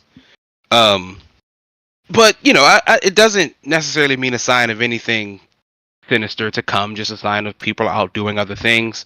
I just hope that, you know, apropos of nothing, I just hope that PlayStation still continues to strengthen the service. To your point, Pharaoh, I don't necessarily think I disagree, but I clearly see the line of why they split it up as it is. The only selling point for premium is what cloud saves, demos. well, cloud saves come and with the the base tier. I get cloud saves on just regular. Yeah, you can like stream Oh. AAA games. Like you can just That's like what it is. I want Not to- cloud save. It's streaming the demos and the classics collection. Yeah, see, to me, Whether or not you find value in that is something. I don't disagree. It's not worth the You see, price of entry. in my eyes, I don't find value in that. So I feel like the premium tier just abuses people who have nostalgia for PS2 and PS1 games and maybe some PS3 games. I feel like it just abuses those people. Whereas if you put those games in a lower tier and put the more newer games in the higher tier, it would give. I mean, it kind of abuses everyone, but it gives you more reason to get the highest tier of PlayStation Plus if the games you really care about, the newer games, are there. I think that's like the antithesis of like PlayStation's philosophy, right? They want you to buy the most expensive games, not subscribe for them. But the thing is, you're subscribing to a lower tier and getting those games, is what I'm saying. Where you could be subscribing to a higher tier and getting those games. My always thought behind it was that, particularly because they seem to be the last quote unquote to do it, sort of. It doesn't feel like there was a lot of interest in even giving us the classics to begin with. So to me, the whole motto is just being, listen, we don't really want to do this, but if y'all want it, you have to pay for it. And we're gonna pop it in the highest tier. So how much do you really want That's this thing? facts. Yeah, like how much do you really want it? If you don't want it that much, by all means, that no skin off our back. But if you want to play, what is an old game that's on there? Alone in the Dark. You have to pay money. Star Wars Episode 1: The Phantom Menace. Yes, or pod racing. Yeah. You have to pay. You have to kick out some dollars. Resistance Retribution, which was like the Yeah. But I'm saying there are more people who would rather play Remnant 2 than would want to play pod racing. Well, but remember though, like Remnant 2 is now. Yeah. Like it wasn't always like this. They wasn't always giving us bangers like Remnant 2. Well, the bangers So, are like, the the bangers service, are far you know. and few between MIs on the PlayStation Plus. But like you to got your Sea of point, Pharaoh, Stars. the banger isn't. Oh, wait. No. Well, to your point, Pharaoh, the banger is in the higher tier only. Not the highest, but the higher. Yeah, You the can't get higher it on tier. the- Yeah. Yeah. Yeah, the higher tier. But I'm saying they should be putting the high. I am playing it right now because I am game sharing with a friend. Otherwise, I wouldn't have access to it. I'm basically what I'm advocating for is don't abuse us old nostalgia folks. Abuse everyone. I can get down with that. But yeah, so is that all your bars you got for us on this one, Zero? Yeah, like we'll see. PlayStation, give us some more cool games. Although I'm looking at the store, they have Deceive Inc. in there. I think we should all play Deceive Inc. It's basically Among Us. I'm not on that extra tier, but I hear what you're saying. Yeah, true. I'm on the base tier if I'm still on there at all, because I don't really play multiplayer on my PlayStation. Omar, what are your thoughts?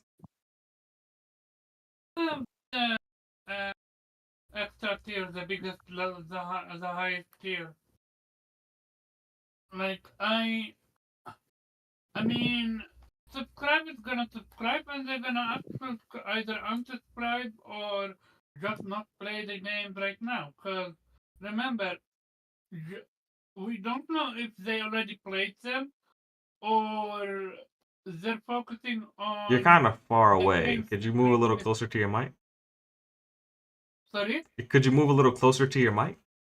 Oh, my bad. You're good. It's better now? Yeah, a lot better. Okay, sorry about that. I don't know if the people that unsubscribed either already played them or, like, for example, Crisis Core, like, you played it before playing Rebirth. So, the people that are invested in the story already played Crisis Core. Not necessarily. Not necessarily. Some people might have played Remake and Rebirth, and that pushed them to play Crisis Core.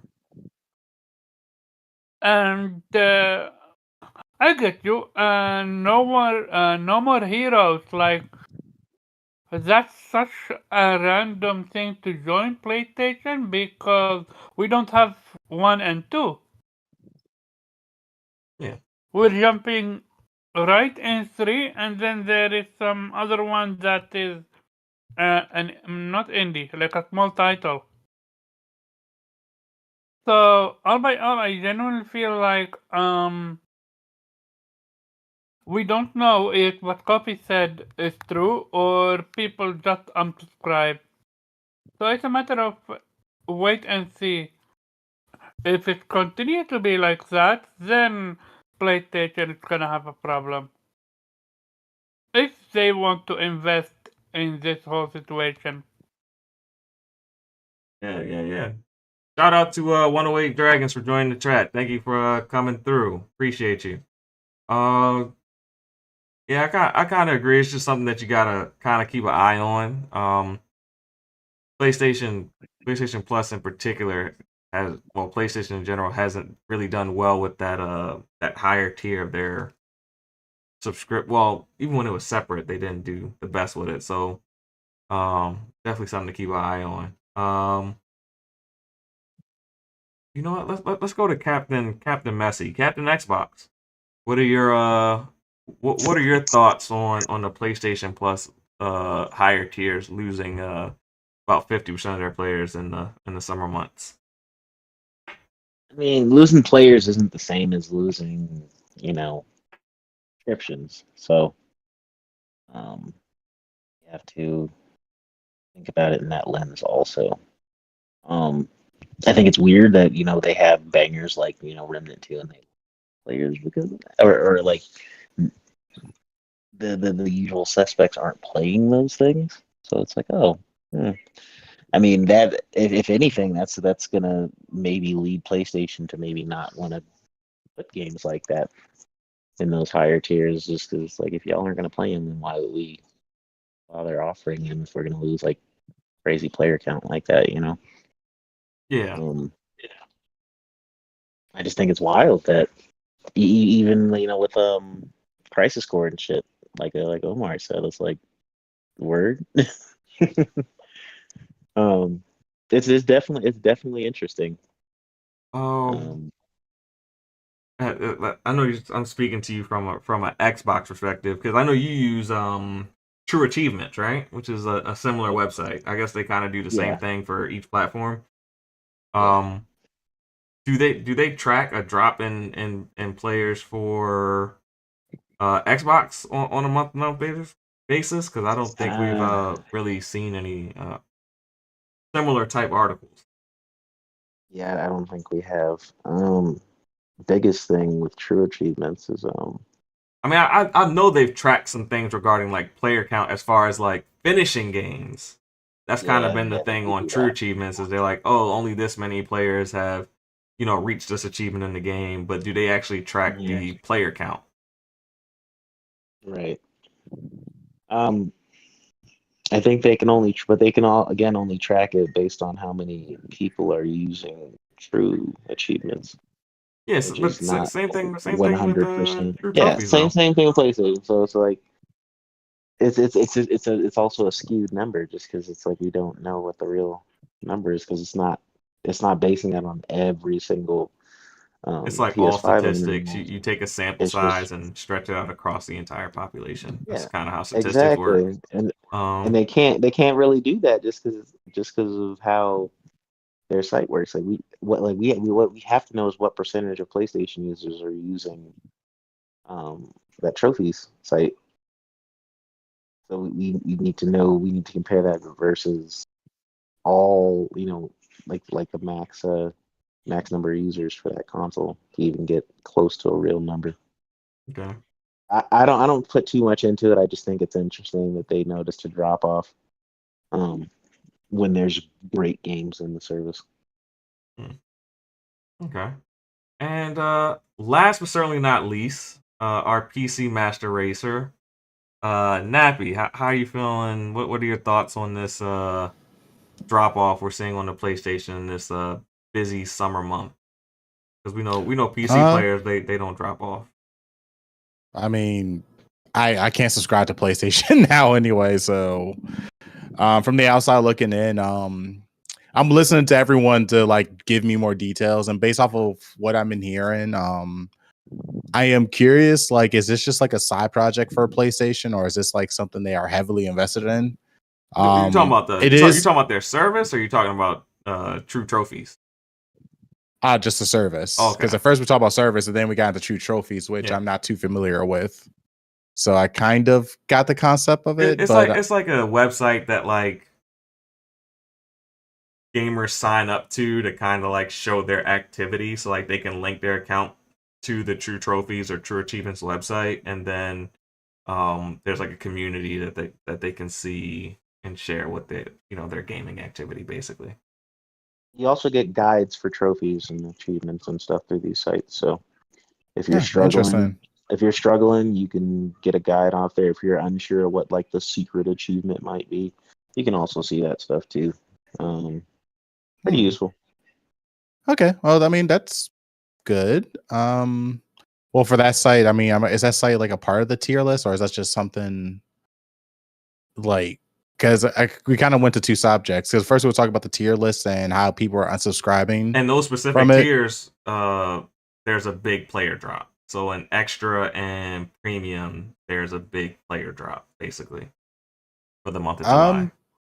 And the only games they got for the premium was Remnant 2. That was the biggest game they got. That wasn't the only game. That was just the they got game Crisis of the month. Core Reunion. Yeah, Crisis Core Reunion. Crisis Core. Well, I have to say, like, if they're for these like 3 different tiers, I mean, I can't even say that because Xbox currently got like 3 established tiers. I will say that because we they don't both have 3 talk tiers. about the game of yeah, they both have the 3 tiers. gaggle fuck of tiers. So I would definitely have to say, like, I mean, it is summertime, so I can see why a lot of people are unsubscribing now. When August hits, which is literally like in 2 days, I am curious to see if they can get those player bases back. So if they cannot have a reason to bring those player bases back for the subscriptions, then that I could see that as an official problem for Sony. But yeah, we only got like 2 or 3 days left, and I'm curious about what future games are going to drop in the premium tiers that gives them the reason to stay. Like, they got to offer something up. So I'm just going to sit back and watch. If it's still down at the end of August, then Sony has a problem with their subscription service. So they do. So that's how I would say it. No, so that's all I could say for a time being, because I am not familiar with the PlayStation tier list. All right, stuff. 108, he replied to you. He said that Sony is invested in their service, but their player base isn't. And I wholeheartedly agree with that. Sony has been trying for a very long time to get their subscription service off the ground, and I always say that the Sony, the mass public that purchases PlayStation consoles are kind of disassociated from the key products within the PlayStation brand, and that's why we don't get the same type of sales figures that we get with like a Nintendo, whereas like everyone who buys a fucking Nintendo is like tied to the Nintendo brand and they purchase Nintendo games as opposed to like it being a bunch of third party purchases that we see on PlayStation and on Xbox, quite a few. But yeah, interesting. Well, like I said, I guess continuing to monitor. If it's still down by the end of August, they have a problem. August is still the summer months where people are, I mean, it's still the summer months. Okay. I'll extend it to September. Yeah, September is when it gets hot again. Everybody's back, Okay, we're in Maryland. I mean, Maryland is weird. Okay. I mean, for the West Coast to the Midwest, a lot of those kids start school like next week. Oh, that is true. I forgot school does start early for a lot of kids. On the other parts of the country, a lot of people are getting back into like we're stuck in the house routine starting next month. So, like I said, we're gonna have to see for this part then. But yeah, like if it sucks, then definitely change the business model. I actually agree with Dragon TV about changing their business model. If they're failing, change it. Offer some better deals. Probably see if you can get some old like PlayStation 2 or 3 titles back into the tiers to make it more enticing for people to subscribe to those tiers. I'd love to see SOCOM again. Just saying, if I had a PlayStation.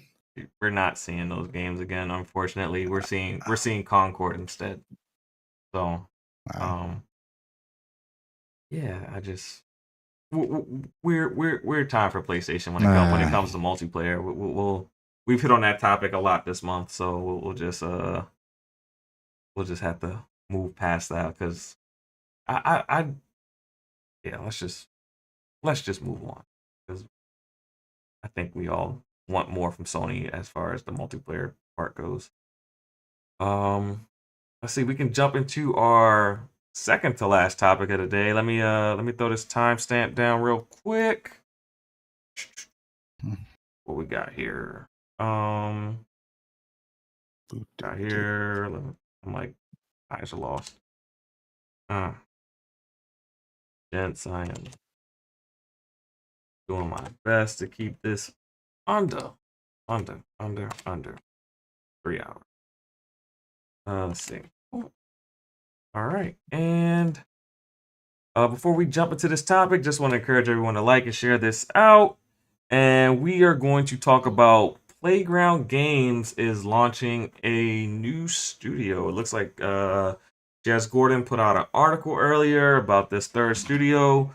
They are looking to get to about 500 employees total. The article did not specify whether it was 500 employees total across all three studios or 500 employees at this particular new studio. But what was shared is that this third studio in particular is created with the sole purpose of being a support studio to this point. So they will be fully supporting the development and I guess updates of both Fable and the Horizon series. Good to see the growth of these studios, especially after we had the whole panic attack a couple months ago about Tango and Arcane. Since then we've had 3 studios open. I believe 2. Elsewhere Entertainment and this third studio. But yeah, just 2. Lost 2, gained 2. But yeah, I think I'm gonna kick this off with Captain Xbox Jube over here. How you feeling about seeing Playground continue to expand? Support studios are always a great thing, man. I mean, I'm pretty sure they'd like a little bit of help with Fable to kind of,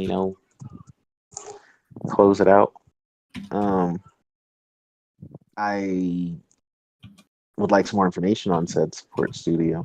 So, Like, is this just going to be a Playground specific support studio, or? That's what I was gonna ask you. I was gonna follow up and ask you, with this third studio basically being like a fully dedicated support studio, do you anticipate maybe other studios within the Xbox, ABK, Bethesda using the Forza Tech engine? I would like that. I mean, you get to save money on licensing fees when you keep it in house like that. So, I mean, if Fable shows what it needs to show, then I mean, we might have like an RE engine on our hands, where like that engine Playground's using can be used across multiple genres. yeah. I can't see Bethesda doing it.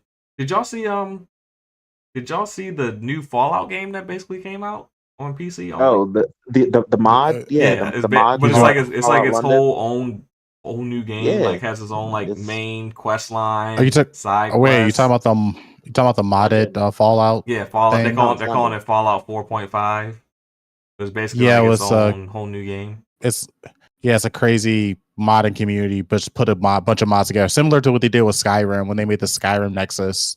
Yeah, that was like over 2,000 mods, and it takes place in London. I mean, hey, thank the modding community for that.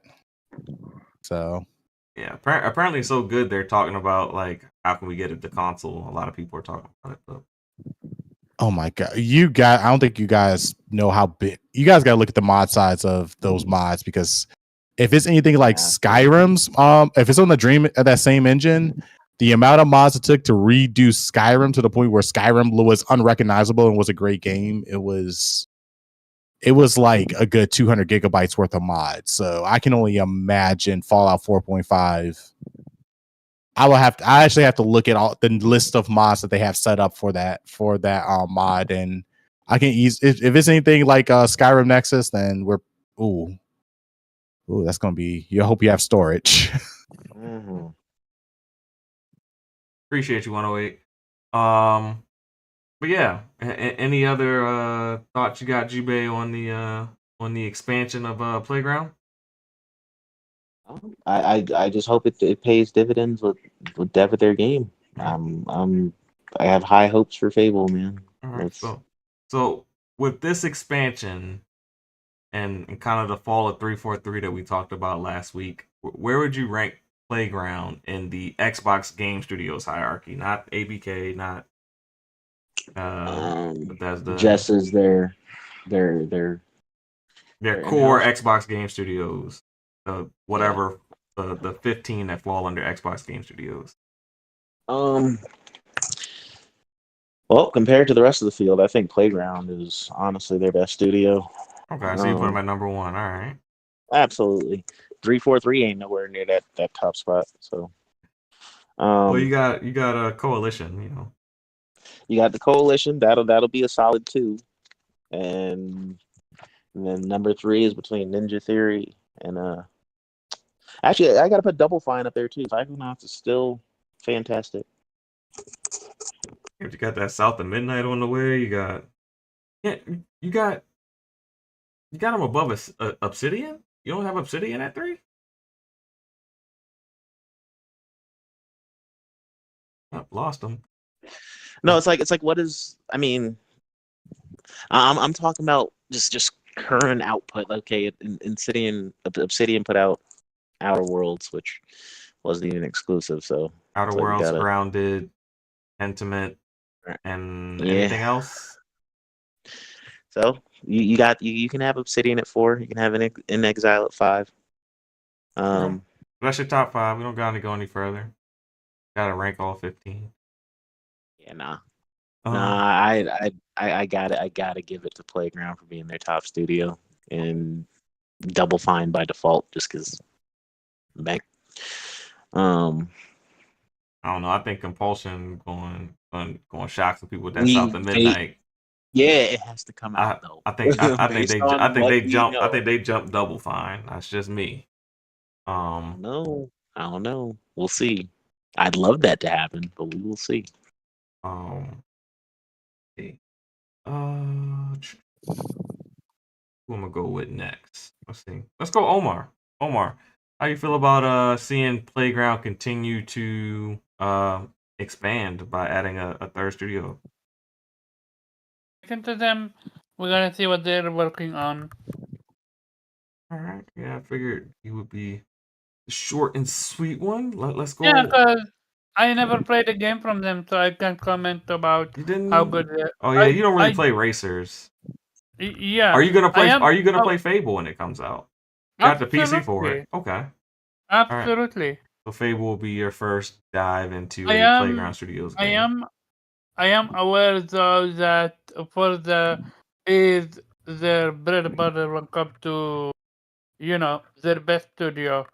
So it's gonna be interesting to see how they're gonna evolve from that. Okay. All right. And let's see, Zero. What are your thoughts on seeing the growth of Playground Studios? Nothing solid yet until I see what that growth results into. Okay.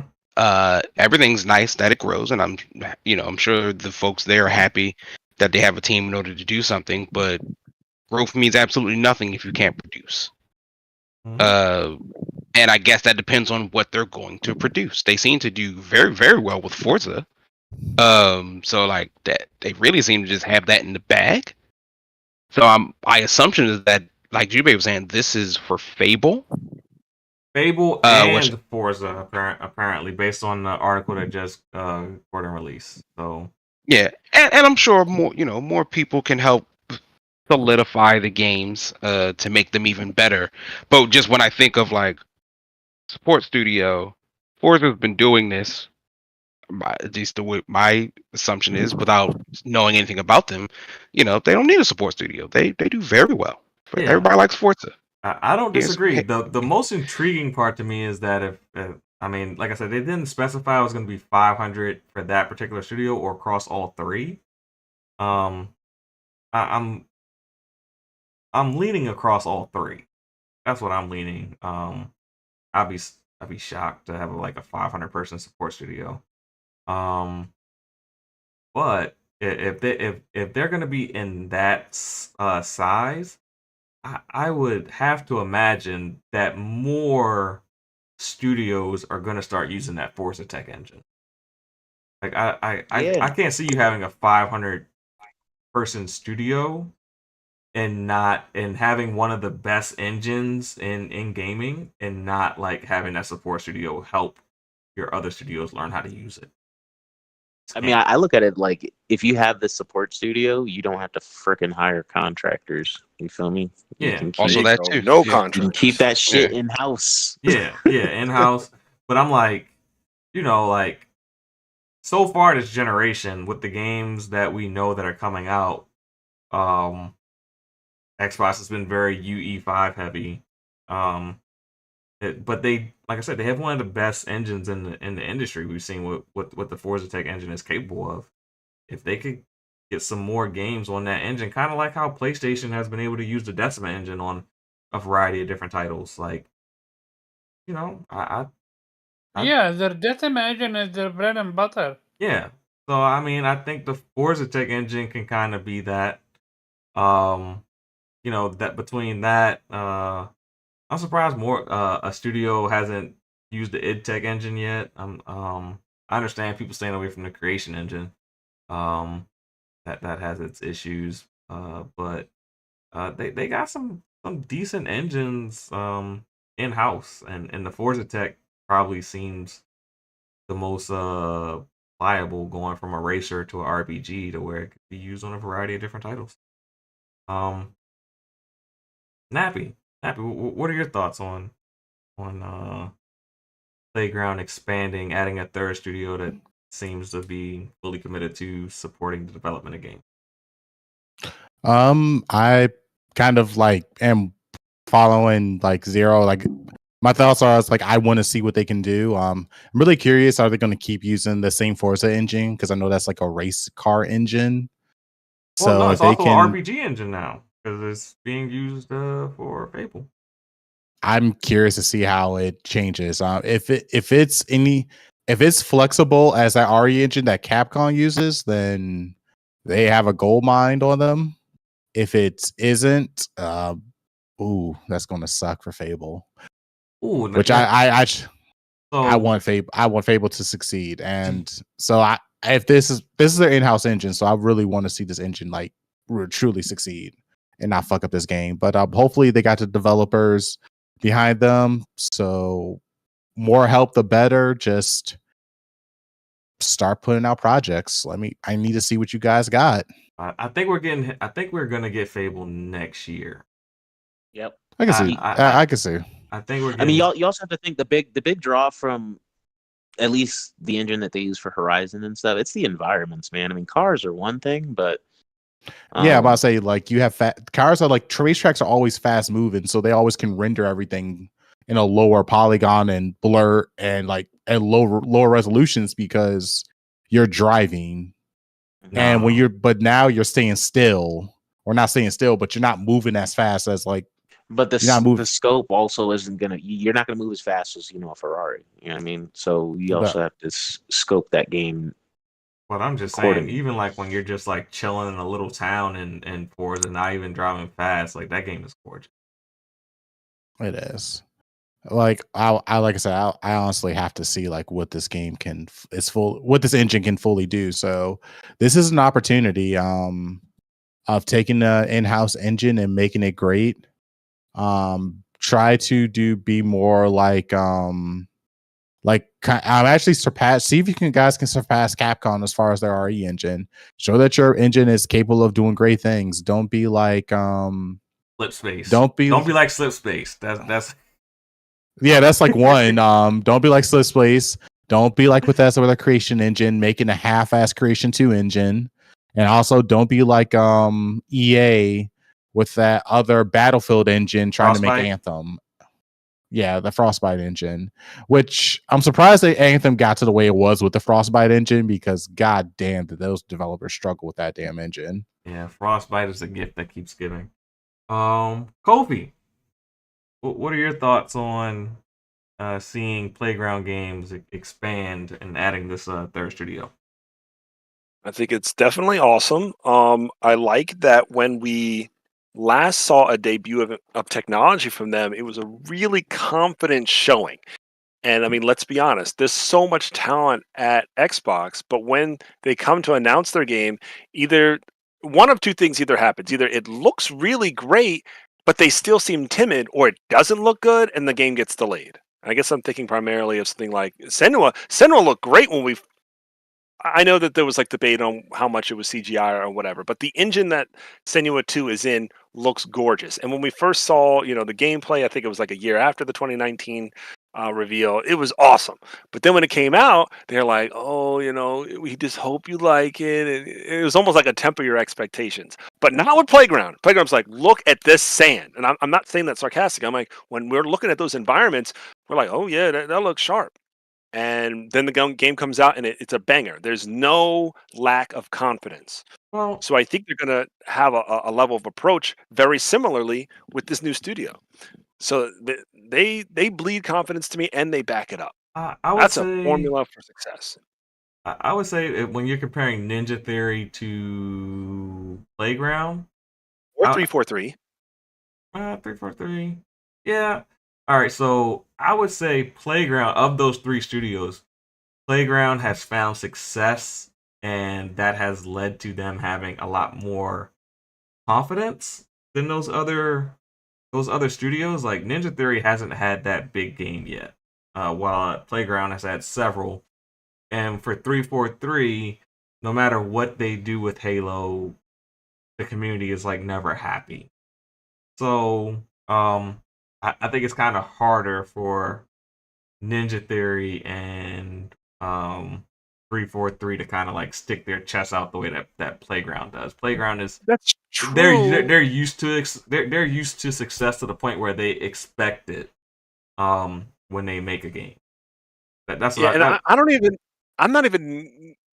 I guess it wasn't really necessarily knocking the talent at Senua's. I'm not saying the development. talent. I'm more so talking about the leadership. Yeah, well, I'm thinking like the confidence, and then like them turning around and having a confident product socially. And with 343 and I'm forgetting their name, Senua Sacrifices developers, they have this like era of like timidness, and as opposed to saying like, look at this bombastic, amazing moment or engine. When Senua 2 looked great.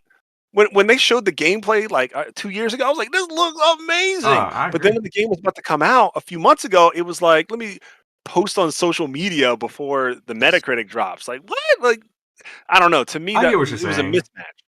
I get what you're saying. Um, I like I said, I think it just comes down to like, when you got that, when you're trying to get a championship, you talk a little different than once you yeah, have the championship. that's right. That's Yeah, right. You go into the Super Bowl, you go into the World Series, or yeah. you get in the cup. So yeah, but like I said, like if we're talking about Playground, as you know, I'm a Fable hater. I've never really liked the series. I thought What's the no, I last don't think Fable I'm you like played? in OG.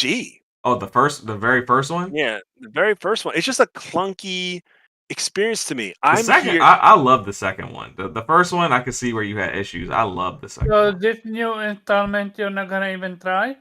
I'm really on the fence about it. I want to support Playground, kind of like accepting this IP that they've never touched before, and I'm sure they're bringing on a lot of experienced people. A lot of Lionhead people. Um, Yeah. I want to see like gameplay that gets me excited. And to That's me, that the the issue moment with to moment Fable. combat has never been. It's They just this have not weird. shown us something Yeah, exciting I yet. think Correct. it's gonna Like for be example, the developer another direct game, or the extended E3 show, whatever. another Western RPG that I've only liked the first game was Dragon Age. Dragon Age 1 had more like of a tactics, almost like Baldur's Gate, looking kind of experience. But then they went with like regular action combat. I just thought it was the clunkiest trash ever. Now, of course, they do have their new Veil Guard or whatever it is. And I'm not gonna lie, when I saw that gameplay, I was like, they trying to make me kind of like the gameplay again. I would need that kind of leap for Fable so that I could like smile when I'm fighting things and it's not some weird boxy combat. It's just the combat was never that good. I'm telling you, the So combat in Fable 2 was pretty good.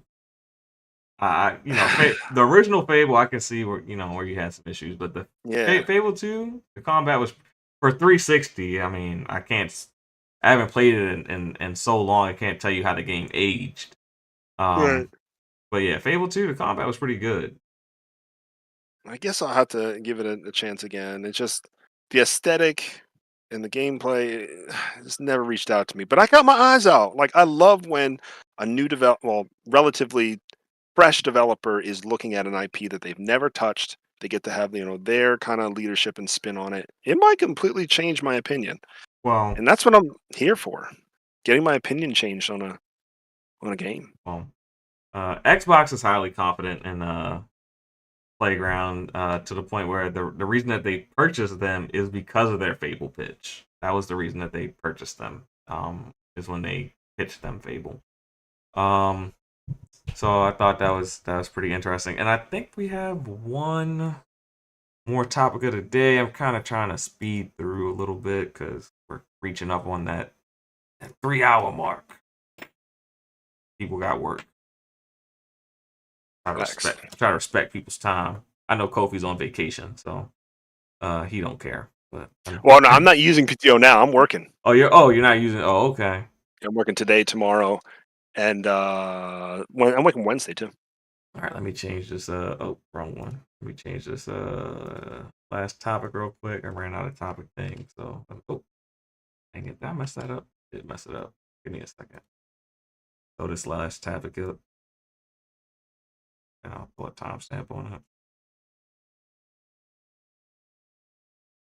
All right. Boom. All right. And timestamp. What we got here? We are at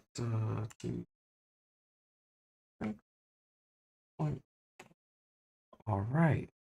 Lock that in. All right. I want to encourage everyone to like and share this out. Hit that subscribe button. We are going into topic number 4 of today, which is Bethesda has trademarked what people believe to be the next Starfield expansion. So before we even get Shattered Space 2, Bethesda has trademarked the term Starborn.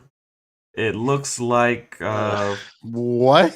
Yes. Yo, yes. let me tell you why I'm mad about that. So, I'd like to all start. right, we'll let you kick off the topic. Just let me lead in. So it looks like Todd Howard is fully committed to letting Starfield be his game of the generation. He's gonna push out some sort of expansion for this game at least every year, maybe every other year. And the commitment seems to be by trademarking names in advance and kind of getting the ball rolling. So I guess as soon as Shattered Space is done, they'll start rolling into that next expansion. Jubei, how are you feeling about this? I'm mad that I didn't trademark Starborn. I figured that being in their fucking game, they would have trademarked it, right? Crazy. They could have bought that shit from me. I could have been set. You probably could have only sold it for like 10K. Nah, could have got a couple. Could have got a couple 100,000 a check. I need 250K plus 3 years of Game Pass. Plus 2%. I need 2% of sales, bro. You're gonna include me in this game. I need some points. Now you got to trademark the next potential name. You got 7 more chances. It's a 10-year game, right? You got. I thought Starborn would have. You got 8 more chances. I think. Yeah. I could have had them buy that from me for a pretty penny.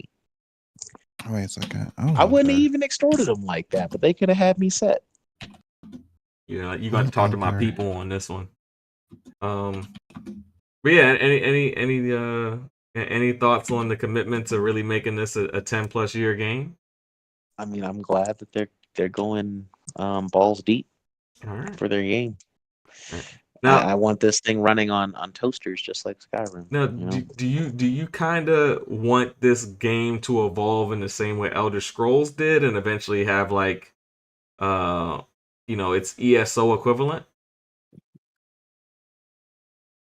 This as an MMO would be fucking tight. I'm not gonna lie. I think that would be really cool. All right. I think that's where it's gonna You already ultimately lead have to. the That's what I was asking. factions, which could be guilds and stuff. I mean, you already have that already exists. So Yeah. All right. So. um, All right. So. yeah, I'm a fan of more Starfield. So let's go. I'm gonna go to the Bethesda insider, the one who's been keeping secrets from us on this next trademark. Zero. What are your thoughts on Todd Howard's commitment to Starfield years in advance? Well, I spoke with Todd about like a week ago. He and I do lunch regularly. And so, yes, I was hiding secrets from you. I knew about this Starborn thing for quite some time, but me and Todd go way back. And so it's a sort of violation of his trust if I were to sort of tell you guys these things. That being said, I have not played a lot of Starfield. Of what I did play, I did enjoy it.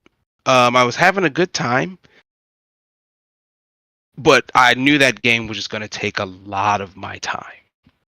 And I was like, I just don't have the time to do with this. And what I find interesting is how long is Starfield supposed to, I guess, survive? I think they're aiming for a decade. So I'm So thinking 8 or 9 more expansions. So another 10-year sort of Destiny 2-esque game. That will be an interesting metric to measure. It was novel when Destiny 2 said it way back in 2014. I think at this point, my concern is at this point, nobody really wants that. And Maybe not from a single player. I'd agree. Maybe not from multiplayer. I can't see you complaining much, but for a single player, I can see that. But and it depends on what type of game you're making. Like, because Destiny is a multiplayer. But if Destiny 3 was also like, we're gonna go another 10 years, it's like, no, we're not doing that again. Because it becomes really hard to manage expectations and the life cycle of this product. For like fans, then it becomes, well, this team is making this thing for the next 10 years, so they're not doing anything else. I mean, we commit to animes for 10 years. I mean, Attack on Titan. I thought I was going to say One Piece. I mean, and One Piece, quite baby. frankly, for Attack on Titan, it was a little BS that they split it up. I know. The last Final part. season. Final season part 2. Final season part 3. Like, what? That's absurd. Yeah, especially because Attack on Titan is supposed to be a smaller show, but it's not the commitments. I mean, it's the commitment, but it's just the idea of the commitment. Like, if you're telling me this thing is going to be 10 years down the line, that can go either way, and I think it's just a lot for anybody to want to invest in that space. And then that means if you aren't gauging your consumer base's interest properly, you're going to lose people, and they might not want to come back. Now, if you're okay with that, if you're like the guy from Final Fantasy 14, that's saying, "Hey, man, play it, come back another time," that's perfectly fine. But if you need these folks to continue this storyline and continue making the other expansions, yeah, you I think it becomes really. It goes one or two ways typically. It doesn't usually stay stagnant. You either lose your base over time or you gain it over time when you commit to that many expansions. Yeah, and again, you can go back and forth depending on how good the expansions are. World of Warcraft has had it, Destiny has had it, a bunch of games have had it where, the last expansion didn't really hit, but this new one is excellent and it brought everybody back into the game. For Starfield,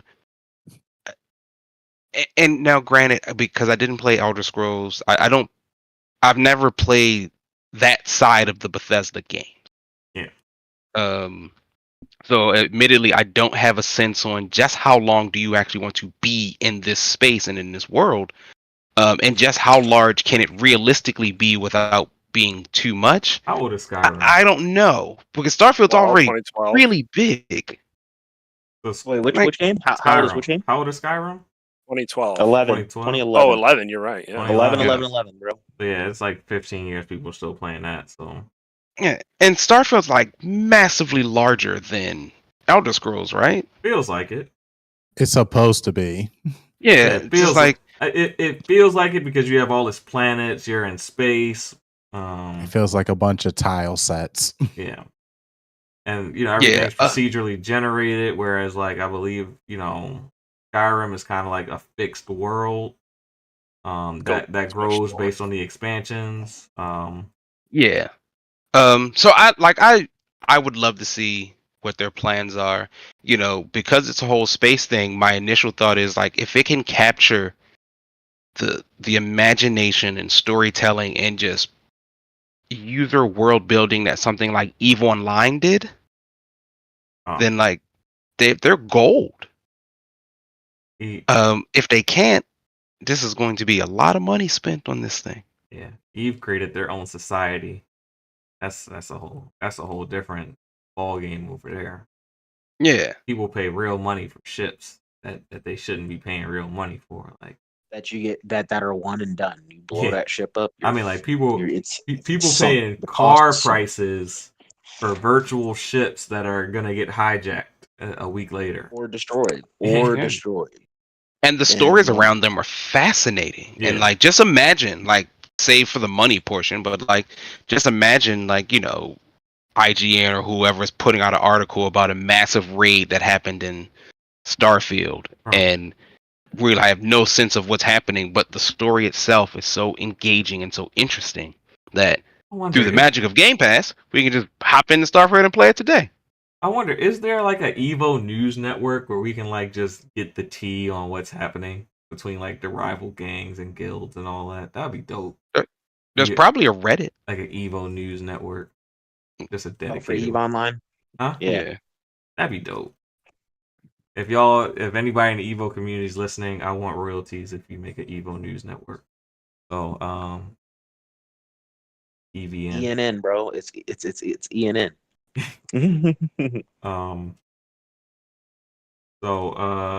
I got, who did I get so far? I got everyone but Kofi. So Kofi, what are your no, we're on a whole new topic now. Shit. Yeah. Kofi, what are your thoughts on Starfield getting its next DLC trademarked before Shattered Space even comes out? Did Shattered Space get a release date? I don't think it did. I think it was fall or Q3. I think is the best thing. Yeah, they just got a release window. So I have often gotten excited about Bethesda games and then gotten burned, as I just didn't like them. Happened with Fallout 4 and what's the other game they had come out? It was Fallout 76. I tried that. Yeah. Basically, Todd is a great used car salesman. And I when I see Starfield, I get excited at the idea, but then I want like to play with other people, and then I often think, well, I just want No Man's Sky. And I look at the No Man's Sky updates. I go, oh no! And I already bought No Man's Sky. I will say Starfield eventually does I feel would love very good when you play it. It feels good. Yeah, especially the combat, third person, first person. Like it feels pretty good. Yeah, the combat in Starfield is definitely, I think, a little more like impactful, and sophisticated over No Man's Sky. So there is that. But the procedurally, generated tiles, all that stuff.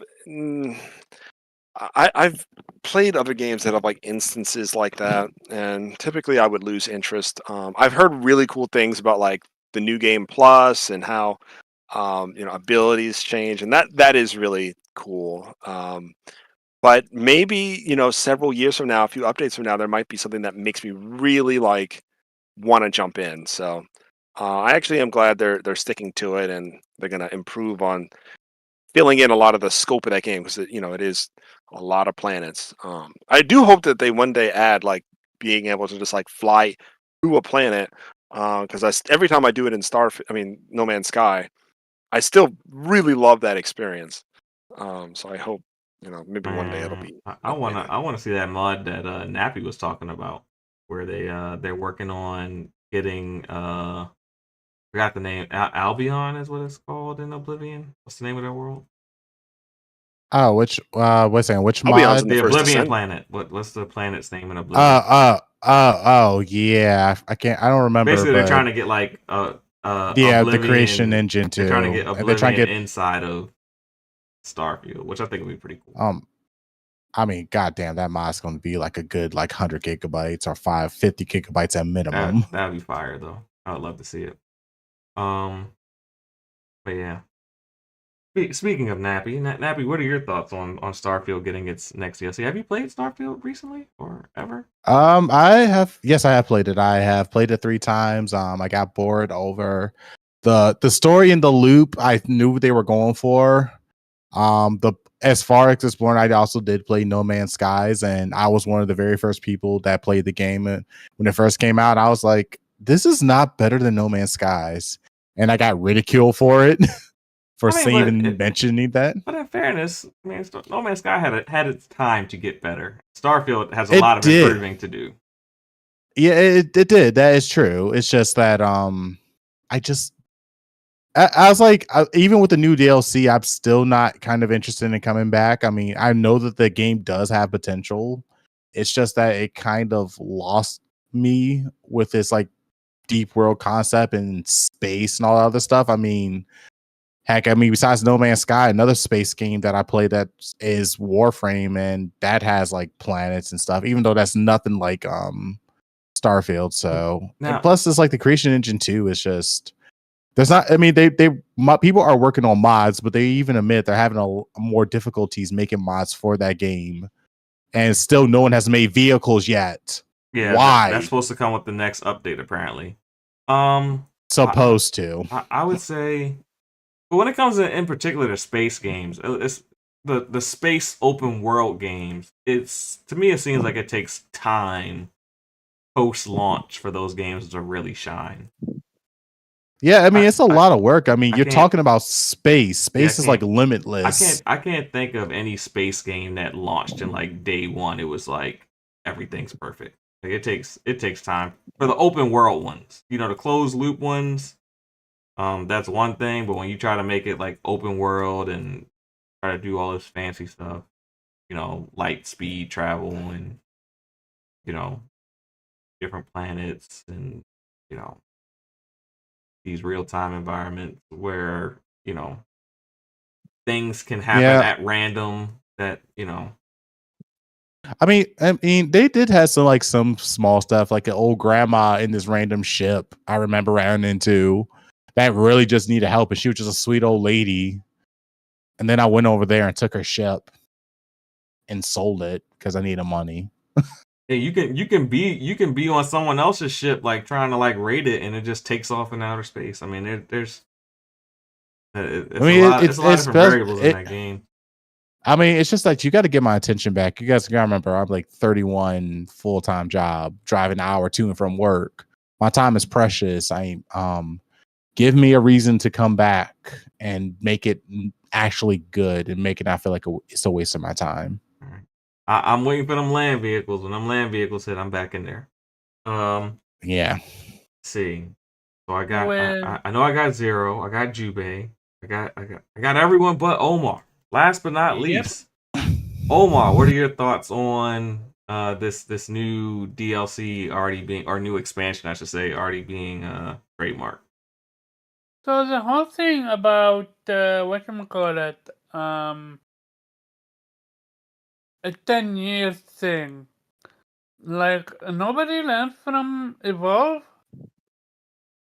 I mean, I think they're learning from Skyrim. I mean, they're going off of their successes, not anyone else's failures. Got legs because of the mod. Well, I was Skyrim it was carried by the modding community, and I'm sure they expect Starfield to be carried by the modding community as well. That's why you got mod support on Xbox already. The game hasn't even been a full year out, has it? It's coming up on its full year next month, and it already has mod support on the Xbox. So we're gonna see. I think they kind of have that same expectation that they are going to work cooperatively with the modding community to make Starfield the game they always dreamed it to be. Hey, they need it because we know Starfield didn't do that well compared to a game like Skyrim, right? No, I did. It sold very well. Skyrim's been around for like 15 years, so No, I'm not talking. I'm not talking. Uh, a total amount. I'm talking about sales wise. From when it was released for Skyrim. it was one of the top 10 games in MPD for the year it came out. Mhm. Then we're gonna see what type of expansion they're working on. Cause I'm genuinely curious. I know that did they add vehicles? Cause I know that was missing. Vehicles is supposed to come in the next update. Yeah. Land So vehicles are supposed to come in the next update. yeah. Um. I think. I don't think. I can't expect it because it's gonna take too long. I'm curious if it's going to rival No Man's Sky in scope and in content. It's gonna be interesting to see their 10-year plan versus No Man's Sky on how amount of years that they've been I think supporting right now. What 2016 till now? So I'll say about 8. And I mind think you, I think that is free, yeah? All of that is free. yeah. But I say I would think that No Man's Sky will have more content as far as what you can explore, whereas Starfield will probably have a little bit more depth as far as its storytelling. I think that'll be the Mhm. difference between the two ultimately. Gotcha. But But yeah, it's gonna be interesting. I do like the name though. It's Starborn, yeah, playing word for Dragon Ball. I like it. okay, all right, all right. Yeah, I played Skyrim. I'm not a fan. I got bored very quick. Not very quick, but like at some point, I got bored. Mostly because in these sandbox games, you're so not focusing on the main story, dude. You're so doing fetch quest or just exploring that you forget the main story even exists. But that's the point. The main story in these Alright. Bethesda games is usually short. Skyrim, Well, you can finish Skyrim story in like 3 hours. Like yeah, I mean, but I guess the thing about it that's the problem is it's like because it's such a vast open sandbox, it's not enough like meat and potatoes within that sand. Like you got a giant tray, but then you only have 1/10 of that tray is really filled with content. Yeah, And that was my concern with Starfield, because like it seems as though Skyrim had that, right? And because it's largely sword and sorcery, so you can do so much in this tiny little European, pseudo-European town. Like, if we're just talking That- about space, just like the general emptiness of space, and it's just like it feels like almost too much, or like overwhelming. how focused or connected could it really be? Because it is the vastness of space. Yeah, Like it's not some overarching story like Mass Effect or even Destiny. It's just like you're in space, bro. You can just do whatever, which is cool. But like people tend to work better with limitations than they do with absolute freedom. Yeah, yeah. Like yeah, I've seen people make like some like amazing bases and post on like random planets and like basically like create their own like self-sustaining economy for themselves, like where they just like the base like auto generates money for them. Like I've seen people create some crazy things on Starfield, so there's definitely a lot of freedom there. If you want to take time to explore, but I didn't beat a single playthrough yet. But to my understanding, every new game plus you kind of start all over again. You start Yeah, all you have over, but you like keep your Starborn powers, and you right. basically, it's in a way, it's kind of made for you to start all over again and again and again. I believe it's like if you start over 7 times, you get a special suit. I mean, for doing this certain Wow. number of times. that's cool in concept, but I would just hate to lose everything that I built. You'll get it back. You get used to it. Because I feel like a big part of it is like I'm starting over to be a whole new person. Yeah, I get that, but I'm saying if I built the whole, like, for instance, I built the whole space station itself, the same, like I seen someone build one, and it looked very in depth. It looked very time consuming. I would hate for a new game plus to force me to lose all of that. Is kind of what I'm saying. Yeah, you don't have to leave. You can always stay in the universe. Yeah, I would just like it to carry over with my new game plus. Is all I'm saying. But I mean, I'm not gonna criticize developer design choices when I haven't even beaten the first playthrough yet. But I just hearing it just kind of makes me wary. Um, but yeah, I think we kind of hit this topic on the head, and we've given y'all a fantastic show today. Hopefully, we can go ahead and roll into our outros now. We And accept PayPal and Cash App. with that being said, I just want to thank you, everyone who has stuck it out with us from beginning to end of the show, or if you came in at any point in the show and decided to stick with us. I just want to thank you for making it with us all the way to the outros. That being said, let's start letting people give their outros. Omar, where can people find you, and what will you be playing? So yeah, great show, great conversation. Hit that like button, share the stream out. As for me, you can find me in Kairaba_job on Twitter and Other Player podcast every Saturday, 6 p.m. Eastern Time. As what am I playing? Remnant 2. I got this gun. I'm curious. Ooh, which Uh, gun? so I got the Enigma. Ooh. Yes, Yeah, good gun. it's actually a hit. It's so fucking hidden. It's it's it's a head scratcher. Yeah, Wait a I'm in minute. the Yeah, Enigma. That's the one where you're like timing the portal jump, right? yeah. Yeah. Oh So yes. Oh. on one hand, I love these hidden secrets. On the other hand, I'm fucked if I don't use a guide, man. I mean, you're I'm supposed to torn. discover them. That's kind of like the fun of Remnants 2. Of Remnant 2 Yeah, Oh is my, discovering it. yeah, but there's dude. just way too many games to focus on to just stick with Remnant 2 for something like that. Nah, I want I'll to say move there's on. more obscure guns than even Enigma. The one I just got for Zero last night, like you have to literally beat the entire. Okay, I'll give you an idea. You have to find it in adventure mode, but I'm sorry, you have to kick off the quest in adventure mode, but you have to complete it in campaign. You literally have to switch from the single player select your adventure to your actual campaign, and then beat the campaign and do very specific things in all 5 zones in order to unlock. It's What? Is, crazy. is this the Oh, laser one? No, it's this. no. It's a handgun. What's the I forget the name of the gun. Okay, we go offline and Yeah, talk we'll about talk it. about it offline. Yeah, I'm sorry. no, it's okay.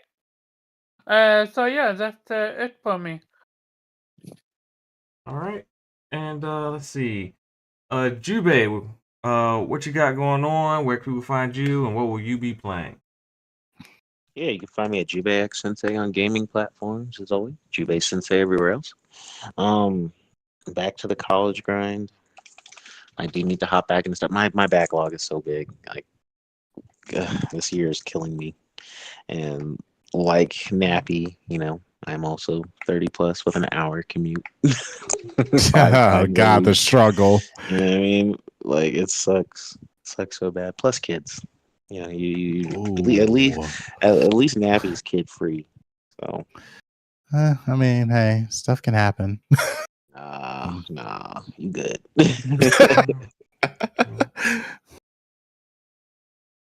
But yeah, I'm just gonna be playing whatever I feel like playing. To be honest, I don't really have a plan right now.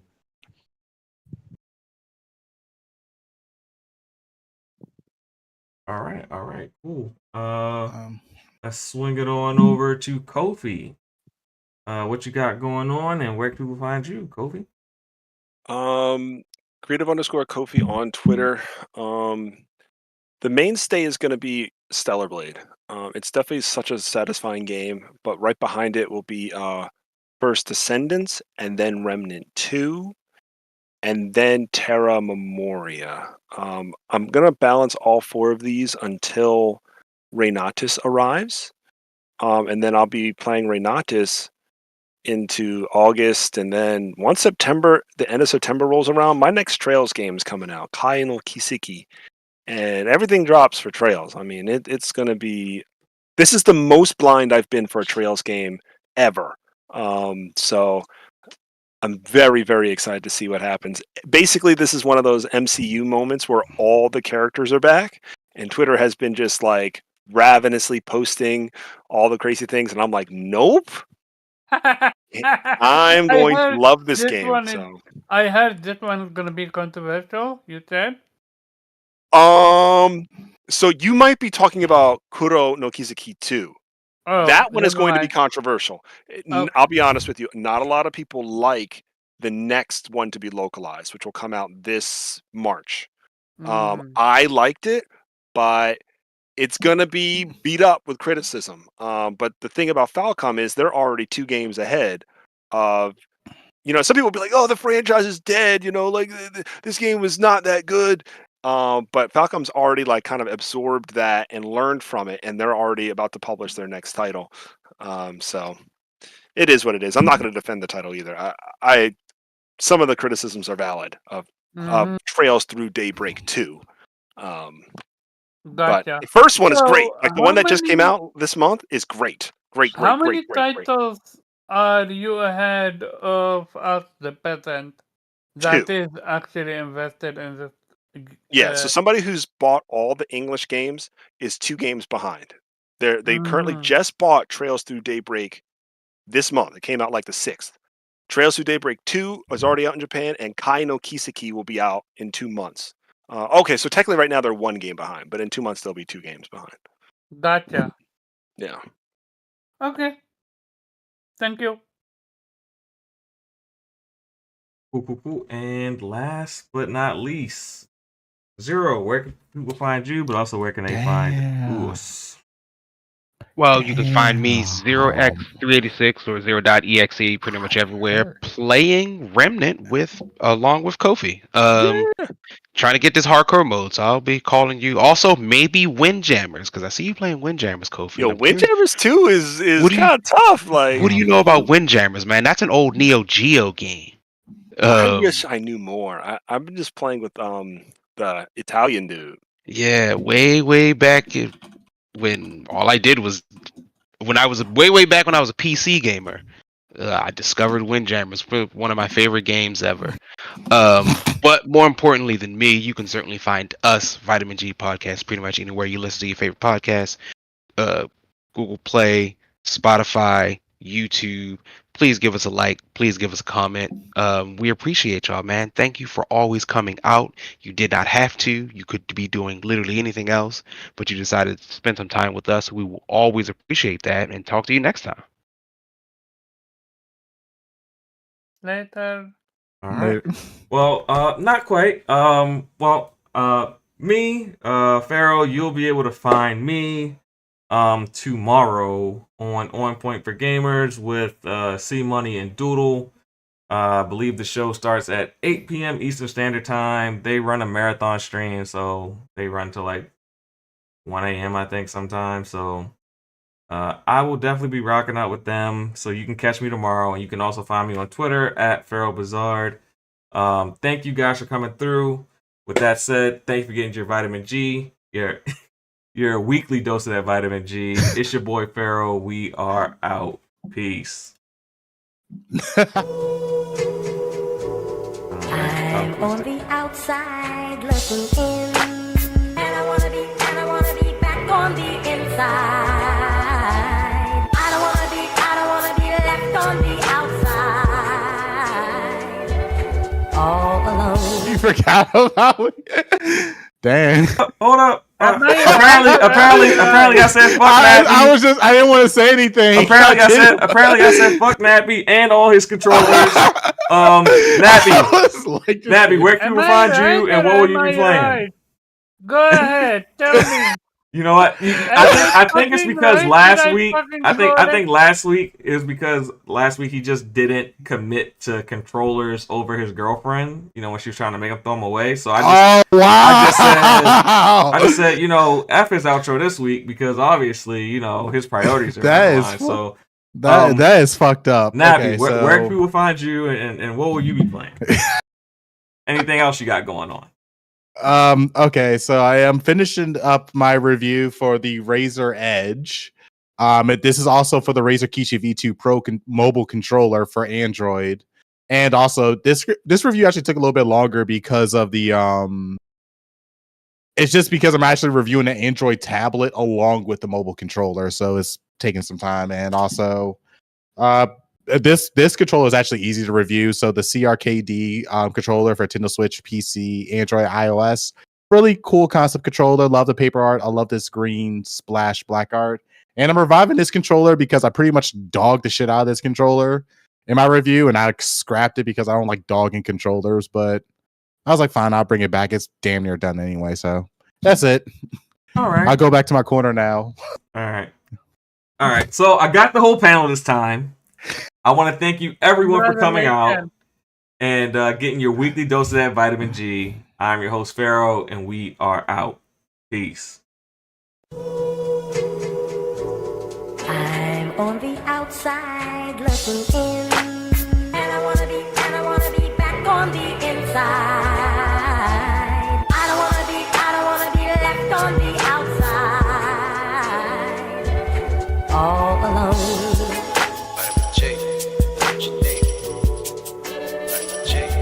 All alone.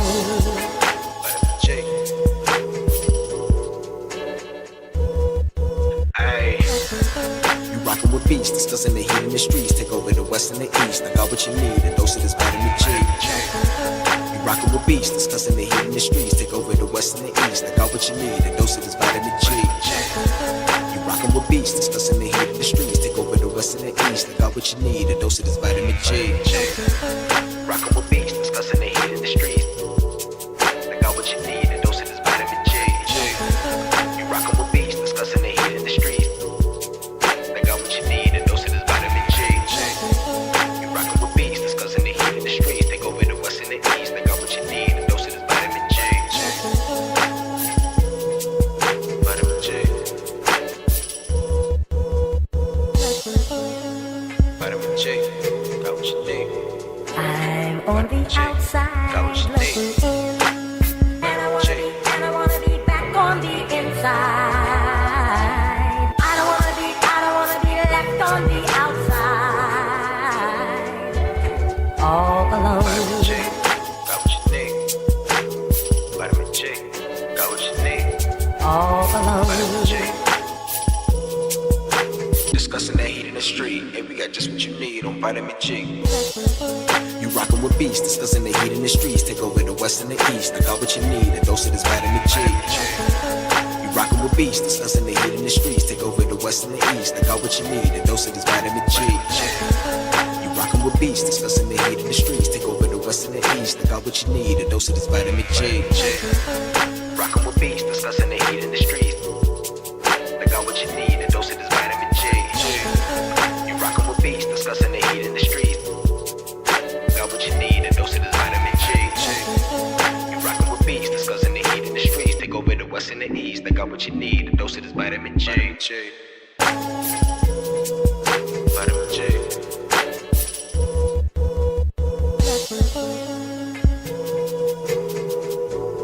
I'm on the outside looking in, and I wanna be back on the inside.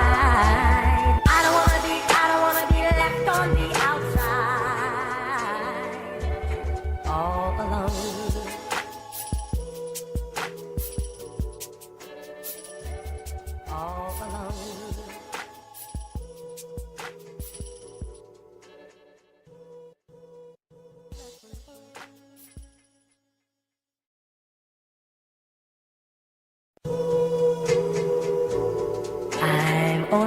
outside looking in.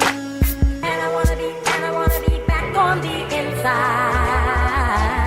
I don't wanna be left on the outside. All alone. Vitamin J, what you need?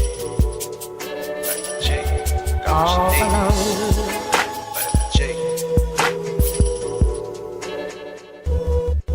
Ayy. You rockin' with beats, discussing the heat in the streets. Take over the west and the east. I got what you need, a dose of this vitamin J. You rockin' with beats, discussing the heat in the streets. Take over the west and the east. I got what you need, a dose of this vitamin J. You rockin' with beats, discussing the heat in the streets. Take over the west and the east. I got what you need, a dose of this vitamin J. Rockin' with beats, discussing the heat in the streets. I got what you need, a dose of this vitamin J. You rockin' with beats, discussing the heat in the streets. I got what you need, a dose of this vitamin J. You rockin' with beats, discussing the heat in the streets. Take over the west and the east. I got what you need, a dose of this vitamin J. Vitamin J. Vitamin J. Got what you need. I'm on the outside looking in. And I wanna be back on the inside. I don't wanna be left on the outside. All alone. Vitamin J. Got what you need. Vitamin J. Got what you need. All Vitamin alone. J. Discussing that heat in the street. Hey, we got just what you need on Vitamin J. You rockin' with beats, discussing the heat in the streets. Take over the west and the east. I got what you need, a dose of this vitamin J.